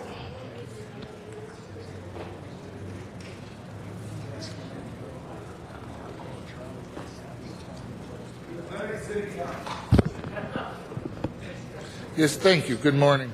From the Lenox City Council, Arnold Sachs. In the Lenox City Council, though, I believe that if there was an article written about this appointee, pointing out that she may have to face some consequences of having to deal with her husband's interest in some city property, that she may be, I may be wrong. Lenox is not, known for its wealth of information as the city of L.A., but I believe that one of the columnists for the LA Times wrote a story about this mayor's appointee and the fact that she may be forced to make decisions when it comes to her husband having items on the agenda that will affect operations in the city. So how does that address that? I know. Thank you, Mr. Kukorian. Maybe I'll go to the Kukorian library and open up the book. Stay on See the that subject. dog run. I am. I'm having a conversation with Mr. Kukorian. No, He just seems to now want to go. Now your time is up. Mr. Parks? I hate to validate the speaker, but the issue is I think he has the wrong appointee. I think so. The appointee he's referring to is a commissioner that was being appointed. This person is a general manager appointee. So Gracie Liu, I'd recommend that we endorse her unanimously, and particularly if she divests herself from someone else's husband that she doesn't know. Yes, for the record, I am not married. All right, Gracie. Well, it wouldn't be the first time. All righty then. I don't see Mr. Cooper. So with that said, I've got Mr. Kukorian on the board. So, Paul? Thank you very much, Mr. President. I had the honor of being chair of Education and Neighborhoods at a time when Dunn was going through some of its most challenging times ever, and when the entire neighborhood council movement was suffering through cutbacks year after year. Dunn has been largely decimated and has endured, I think, a larger percentage of cuts than the vast majority of our departments. And the staff of this department has continued not only to maintain our robust neighborhood council movement throughout the city, but actually finding still new ways to create greater efficiencies and to provide more service. And that's the reason that you see so much support from the neighborhood councils themselves and from the commission and from the alliances for this appointment. And I can't speak highly enough about the relationship that we have have always had in my office with Gracie, and how important it is, I think, that we continue the kind of trajectory that we've had with Dunn, and I really want to applaud you for all that you've been able to do under the most trying of circumstances. Mr. Garcetti pointed out some actual, evidence in terms of statistics, and I think that's really important to look back at, because he's right. We often say glowing things about people when they come up for appointments, but they're sort of generic. I think it's very clear in the case of this appointment that our appointee has played a central role in maintaining this department, keeping it afloat, and making sure that it is as effective as it can be. So our entire city, every neighborhood council of the city is indebted to you, and I want to thank you and congratulate you and call for your aye vote. Mr. Labange. Thank you, Councilmember. It's good to hear that, Paul. Yes, I just wanted to thank you, Councilmember Pecorian, for saying those kind words. And again, I want to really compliment the staff for being amazing, and also the city family for coming together and really assisting us in our time of need. So I appreciate that. I just wanted to bring a few points up about a variety of other departments in the Friends of the Library, Police Athletic Leagues, the Recreation and Parks has their Community Advisory Board. There's a whole matrix. In your department, do you have anything on a wall that talks about all the community involvement of other departments? We don't currently have that, but we are looking into. Yeah, I want you to look at that. There's cross-pollination on that issue. This is real good. And to do the good, and make sure that they have outreach or notification. Because the most important thing is information that people get. And make sure the city clerk's office has a very fine line direct to the neighborhood councils through your department what is going on. The departments have a fine line because people wake up and they don't like seeing something happen. Then they say, why don't I know about this? Sometimes we don't know everything in this process, but that need for information improvement and technology is key, and also to encourage that the area and neighborhood councils know their field deputies, their legislative deputies, on a first-name basis so they can have that access, because it happens fast, and the information is knowledge is power. And the public system that we have is so key, whether it's the public works of the city or the public health of the county or public education, which we don't have any control over but we have influence on, public safety. All these things are key. So I look forward to working with you. We had a nice office meeting, Mr. President, and I think it's going to be unanimous, Gracie. Thank you. Thank you, Councilmember Labange, for your suggestions. Mr. Parks? Oh, I'm sorry. That was from the last. Fine. Okay. With that said, members, let's prepare. Now, it's my understanding that you turned in your card after the debate had begun.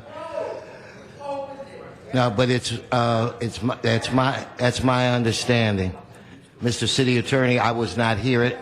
Relax. I was not here at that moment. Okay, well, here, we'll give you 1 minute. We'll give you 1 minute. Oh. Okay, Mr. Dude, I was just informed you submitted a card. Dennis, I'm never going to leave again. Okay, Mr. Dude. Well, the one thing I loved about Mr. Labange, this cross-pollination. It sounds like we're talking about the birds and the bees out here. It's really cool. But you know what? What are we talking about? You should know if you're going to speak on it. You had other speakers. All right. Okay, with that said, let's vote on this item. Madam Clerk, open the roll. Close the roll. Tabulate the vote. 13 ayes. Okay, thank you. Next item. Thank you, Councilman. And congratulations. Next item, Mr. Clerk. That brings us to item number 8, called Special for Cards. 8? Oh, I'm sorry. Yeah, that's... I We're thought keeping we you on were your on toes. 11. That's item 11, sir. Okay, item 11, Mr. Walsh, Arnold Sachs, and Mr. Dude on item 11.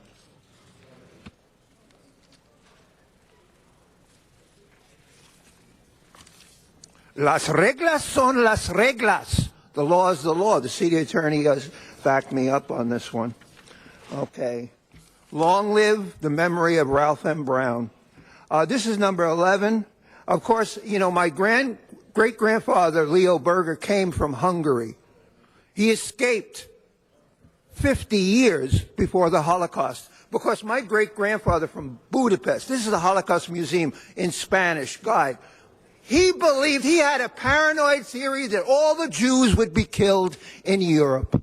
And he left Europe, and 6 million got killed, and he came to America, and his daughter married an Irish person, okay? That's why I exist, because my great-grandfather, Leo Berger, was a conspiracy theorist and got his butt out of Budapest. HollywoodHighlands.org. Okay, who's next? Is it Mr. Sachs, followed by Mr. Dude? As a matter of fact, Mr. Dude, they're telling me that your time has expired. Go on, Mr. Sachs. Yes, thank you. Good morning. Arnold Sachs. While you're doing this part for Spanish Language Museum audio guides, have you considered other languages in this melting pot that is Los Angeles? Korean, Armenian, Thai, Philippine, I don't know. Have you looked into the cost, because you want this to be, you say this is a world-class city, it's the world's largest population. So don't you think you're just initiating for one language? You should look into multi-languages for these. And the fact that you're using AB 1290 funds, who would have known? Weren't you just last week looking for funds for the trade tech school out in the valley, Mr. Garcetti? How about AB 1290 funds? There always seems to be money for something, but not what's needed.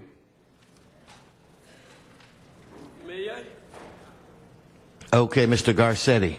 You're out of time, Mr. Dude. Thank you very much, and I rise in strong support of this today. Colleagues, I ask you to support my efforts here, and thank you to Mr. LaBonge, who has really been an instrumental leader in helping get the Museum of the Holocaust in Pan Pacific Park, which has become a beautiful piece of architecture, but more important, a learning center to learn about one of the deepest, if not the deepest, tragedies in human history. And we have living proof of that history here, as you heard today, in this city. Holocaust survivors, folks who were able to get through that darkest chapter in human history, but teaching those lessons to everybody so that it's not just empty words that never again will we allow this to happen, but that it is something that spurs us to action, is why it was so important for us to support the museum when it started, and now why I'm very proud to help the museum to expand its language capabilities, to get to Spanish speakers here in the city of Los Angeles, the second biggest group of, or language group in the city of Los Angeles. This is part of the Museum of the Holocaust plans to expand to multiple languages to address the point that was made by one of our speakers. Korean, I believe, is the next language they will try, and they'll continue going to make sure that even if folks here who have monolingual languages that they speak, that will be able to learn that history. And as we are the melting pot, we can be this international hub, not just for bringing people together around culture, around the trade that we have here, but also to learn history. And so I ask you for your support today. We've already made history with the Los Angeles Museum of the Holocaust. As we expand that to our Spanish-speaking population here in Los Angeles, we will ensure those lessons are heard by everybody, no matter what language they speak, that universal language of peace and of hope. Thank you. Thank you, Mr. Garcetti. So now, there are no speakers in the queue. Let's prepare to vote on this item. Madam Clerk, open the roll, close the roll, tabulate the vote. 12 ayes. Mr. Clerk, that brings us, I believe, to item 12. Yes, sir. Called special for cards. Okay, so I have Mr. Walsh, John Walsh, and Arnold Sachs. If they could please come forward.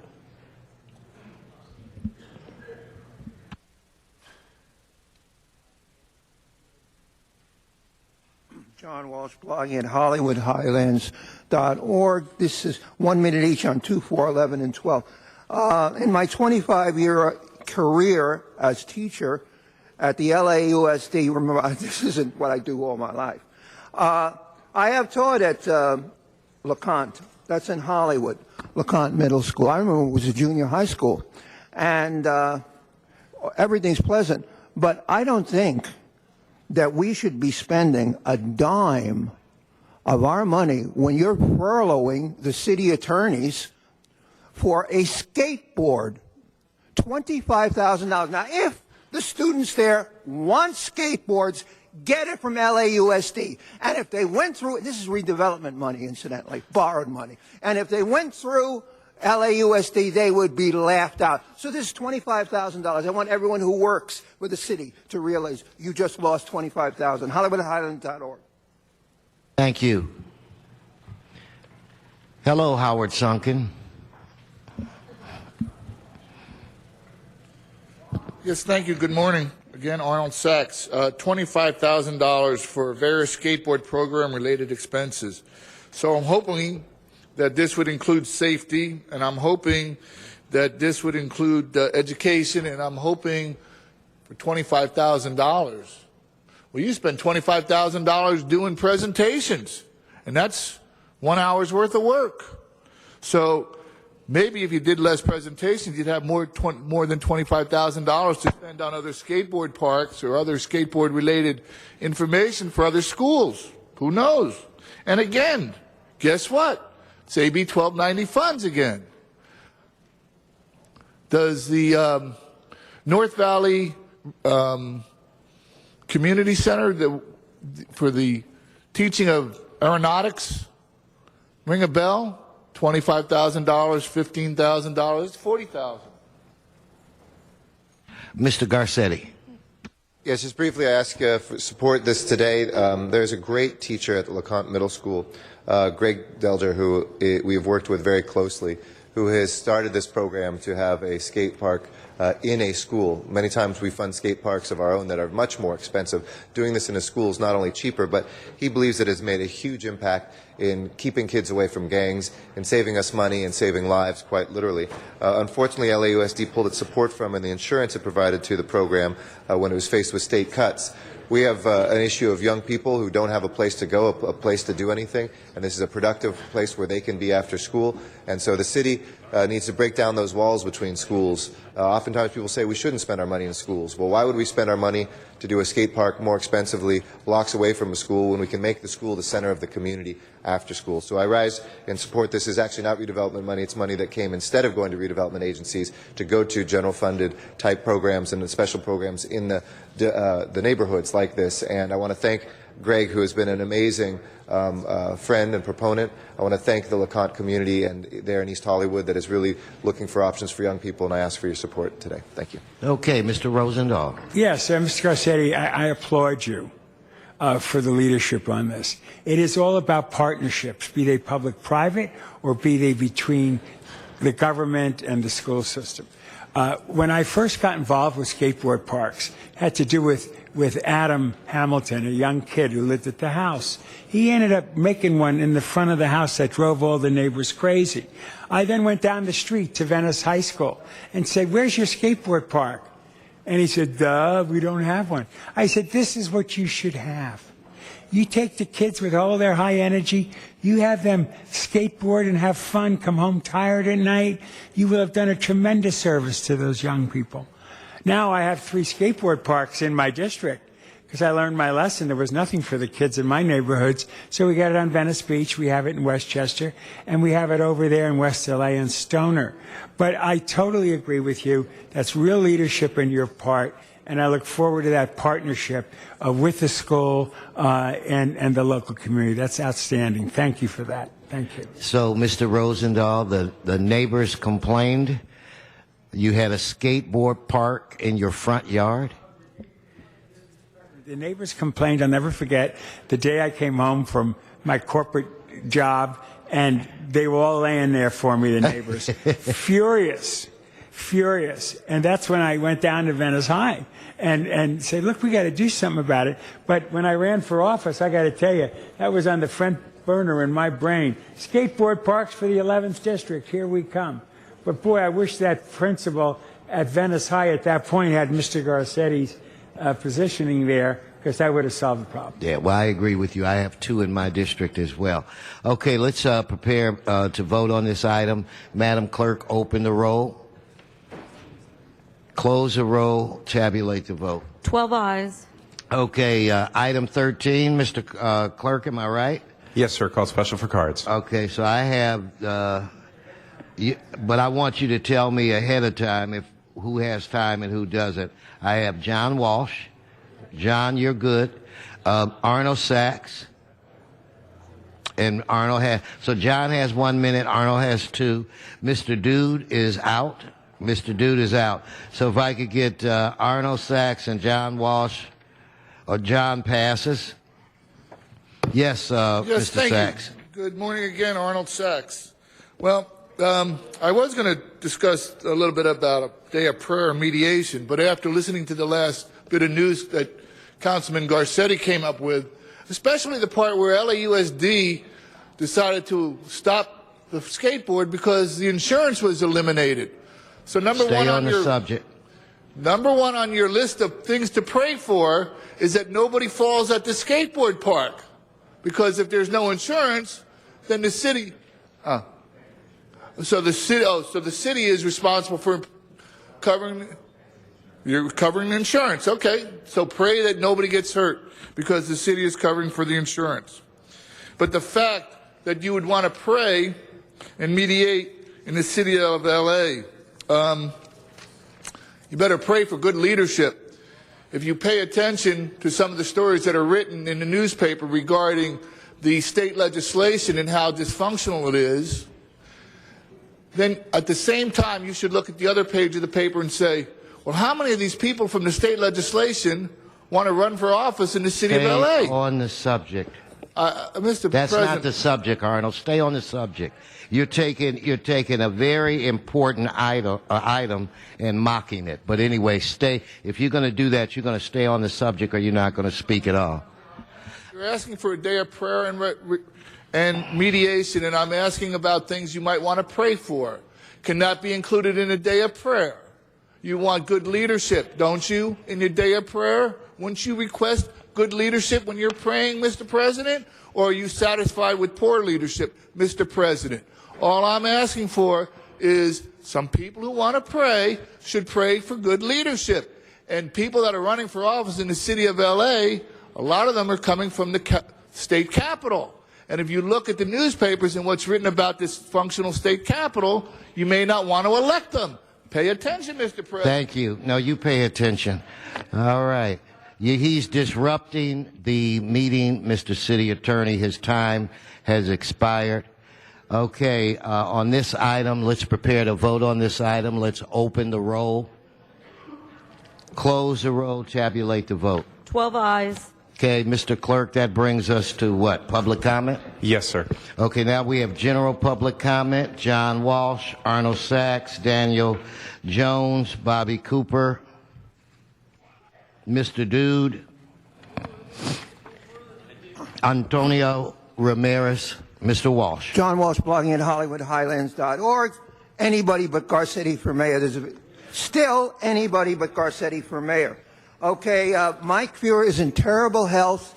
He embarrassed himself last night at the debate. Trutanish is going to win this election. There's no question. He's in health and he's leading in all the polls.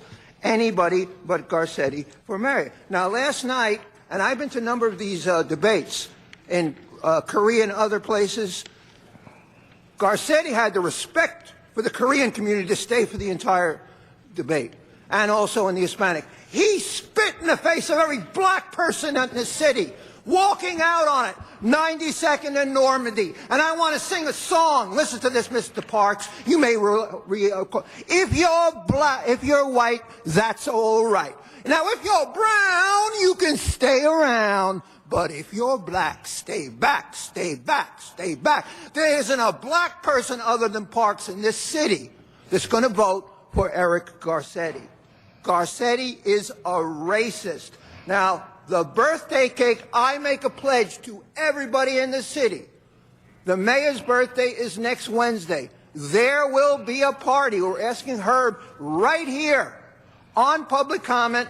I am getting, because it's the mayor and he loves to drink, a rum cake for the mayor. Now, the mayor doesn't want, he hasn't, look at, Google it. He hasn't celebrated his birthday since 2009. Google LA Times. Okay, we're going to have we're hoping that Andre Alicon will jump out of a cake naked. That's another trick for a bachelor party. This is no BS. The party will be here. Anybody who shows up will get a slice of cake, and if he doesn't show up, the next day we extend the birthday party to the MTA meeting where he'll show up. Come down here. We want to fill this room and sing happy birthday to the mayor. Thank you. Thank you, Mr. Sachs. Yes, thank you. Good morning again, Arnold Sachs. Just to clarify, Councilman Parks, you did mention that I was wrong about this commissioner, this general manager. By the way, what did happen to that commissioner that newspaper story was written about? Were they elected to the office? Can you clarify that? I bet they were elected to the office, and I bet they got the office, well, not elected, appointed to the office, but I bet they got the office 12-0. So, wrong person, right article. And then it comes back to information. This is a letter from the Build LA, message from the general manager, Bud Overham, general manager, LA, from June 2012. Fortunately, there is a light at the end of the tunnel. The City Council approved the mayor's proposed budget, which will provide the department with an additional 44 positions. We also still have to fill 28 vacant positions from the current budget, which ends on June 30th. So that would have been the 11-12 budget, because now we're in the, no, that would have been the 11-12, now we're in the 13. So, Mr. Krikorian, if they have to fill 28 vacant positions by last June 30th, and another 44 positions this year, supposedly by the budget, you're authorizing overtime for the Building and Safety Department of $1.5 million when A, you have 28 vacant positions that we're currently budgeted for, so that means the positions were paid for but not filled, and another 44 positions to be filled. Now, I don't know about the City Council in L.A., but I can tell you in the City Council in Lenox, we wouldn't go for that kind of crap. We wouldn't be paying that overtime out for filled positions that weren't, for budgeted positions that weren't filled, on top of unfilled positions that weren't budgeted. So where do you get your information from, Mr. Wesson? Thank you. Thank you. Mr. Dude, you're right. Or Mr. Jones. Daniel Good morning, Jones. ladies and gentlemen. The chief of police last 10 days ago created what's called a conditional officer reprimand. A slap on the wrist for internal reviews for any officer involved in excessive force, from a bullet to a baton. The chief of police, without any recognition from the city of, or the people of Los Angeles, and ultimately the mayor's responsible for, that conditional officer reprimand affects mainly people of color. And it was instituted by a person of color. Tomorrow, January 19th at 2 p.m. at Chico's Justice Center Community Town Hall meeting, live on KPFK. We're going to have a real town hall meeting. I'm going to hold my tongue. I've been learning since I've been here. We have to work together. Anybody who thinks the Department of Homeland Security is good for this country, a paramilitary police department, just ask the American Indians. It's called the U.S. Cavalry. Our country has a history of taking people of color and flipping them and making stock proceeds out of them. Does anybody in this building own stock in Halliburton, Brown and Root, Kellogg? How many detention centers do we have in this country? Why don't we build hospitals, trauma centers, infrastructure, and we start with the east side of L.A., because anybody on this room probably doesn't have a pothole in front of their house. Mr. Garcetti, I heard your presentation on portable housing. I listen. I pay attention. I'll be back. Have a good day. Have a good weekend. Thank you.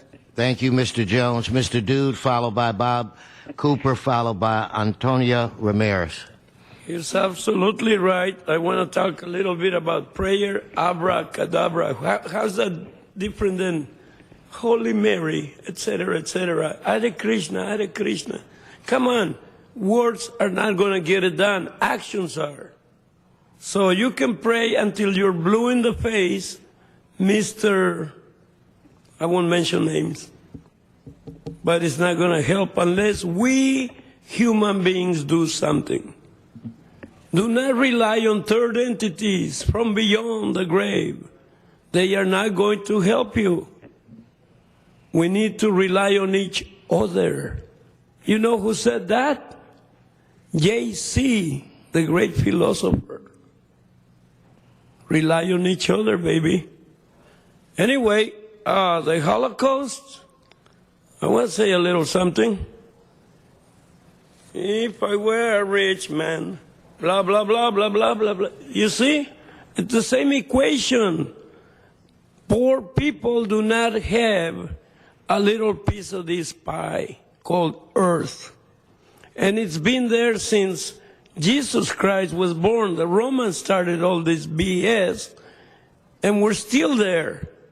We did talk about the Romans going down because they used too much lead in their water supply. Well, the LA city has so much lead that I think we're run by a lot of idiots. Lead poisoning idiots. That's what it does for you. Okay, what is the last item? Housing prayer, abracadabra. If I was at Richmond, the Holocaust. Housing for everybody. It's easier than you think. Read my book, The United World of Free and Clear. A world with no Thank you. Mr. Cooper, followed by Ms. Ramirez. Mr. Cooper?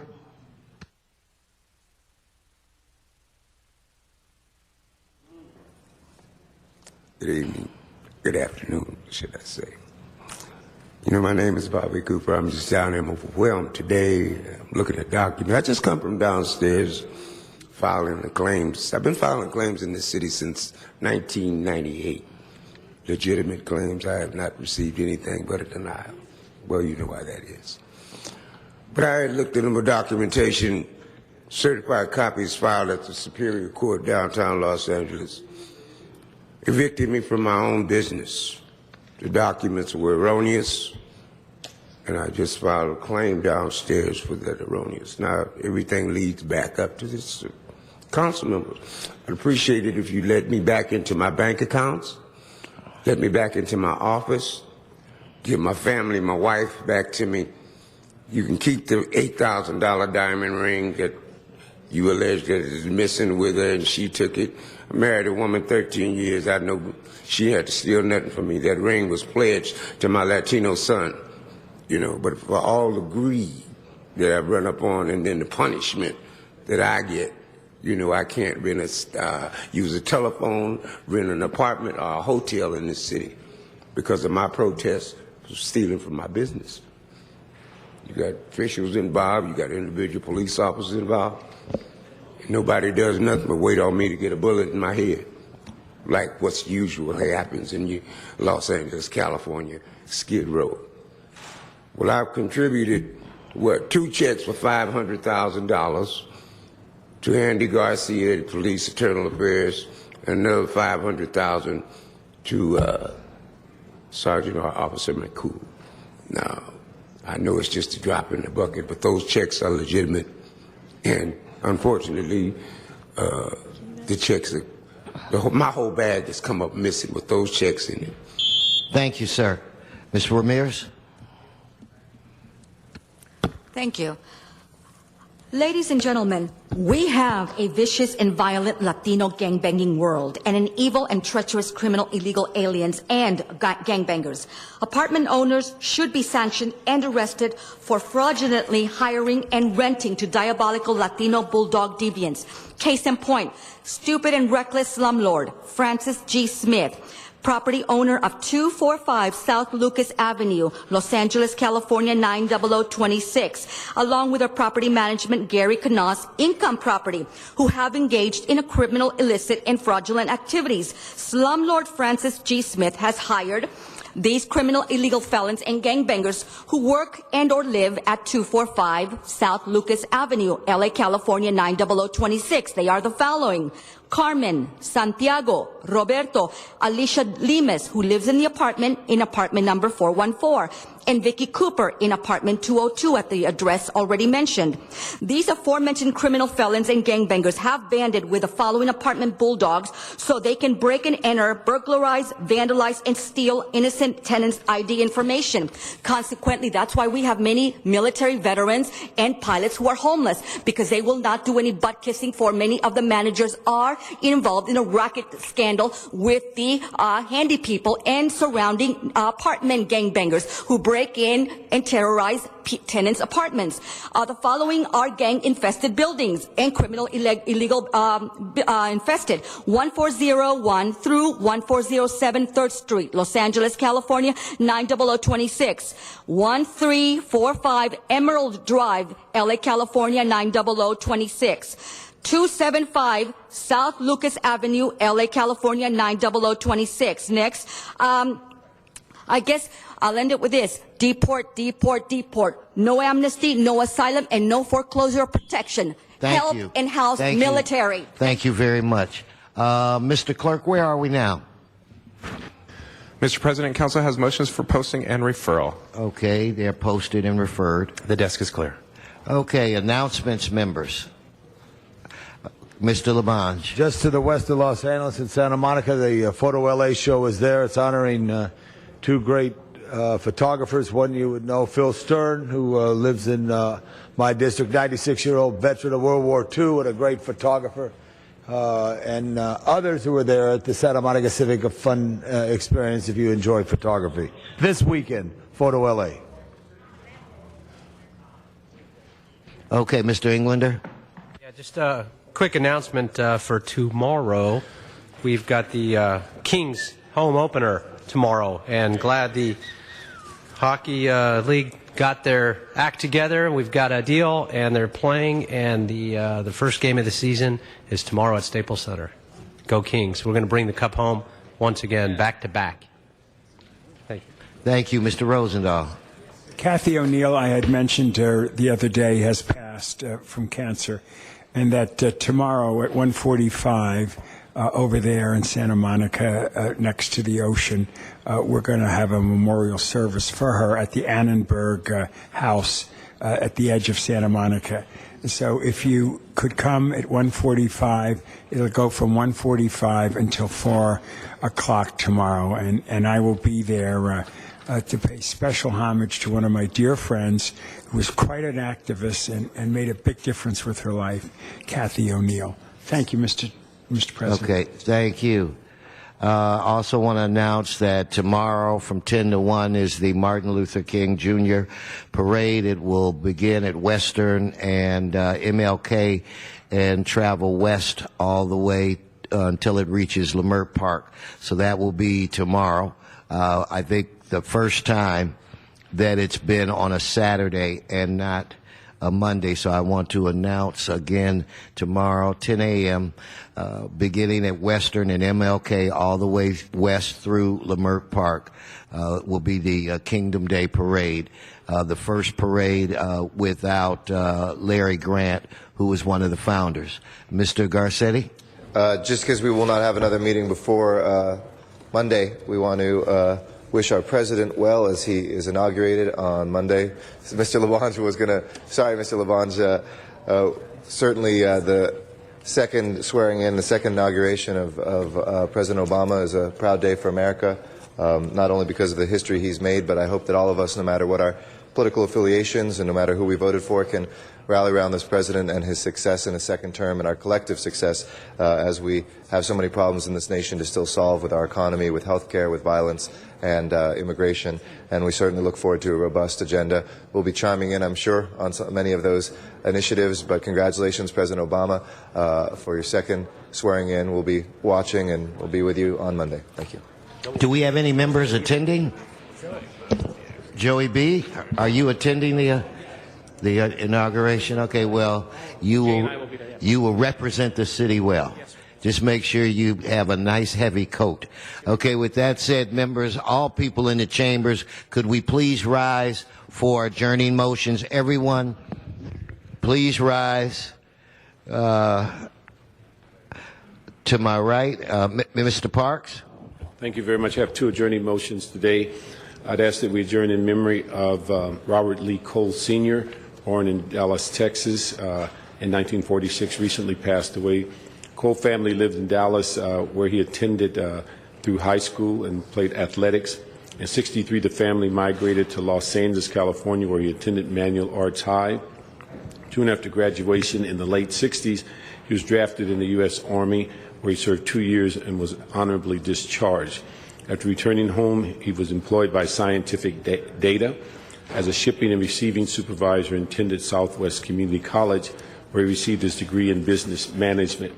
With his business degree, he moved to work on the Union Pacific Railroad, and he later became a facilities engineer for Watson Property Management, and shortly after he retired. Robert leaves a host of family members, 5 siblings, 4 children, 8 grandchildren, 8 great-grandchildren. His services were held at noon on Tuesday, January the 16th at Simpson's Mortuary. I'd also ask that we adjourn in memory of George Emerson Cohen, who was born in February 1940, passed away Sunday, December 2012. At the age of 6, his family moved to Stockton, where he attended both Catholic and public schools. He enlisted in the Navy, where he served an assignment in Alaska and aboard 2 aircraft carriers.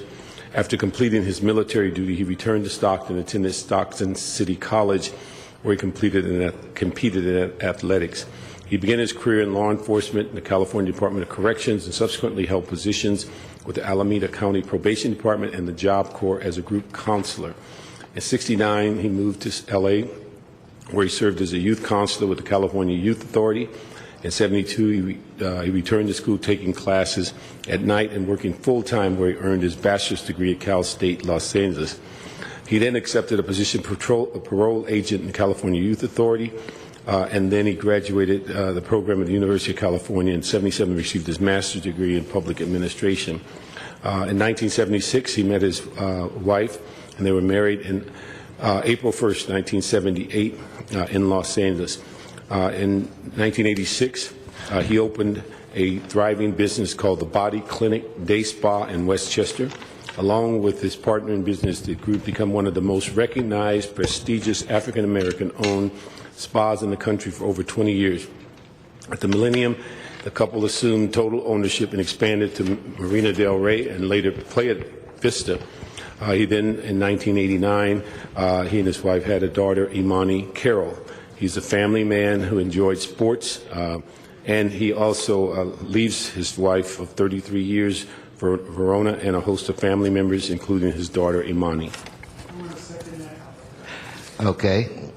All righty. Mr. Labange. Thank you. On behalf of Council Member Zion, he asks we adjourn in memory of Joel Schaefer. Joel Schaefer was for 40 years Los Angeles Unified School teacher, and for 23 of those years he was the head football coach at Reseda High School for the Regents.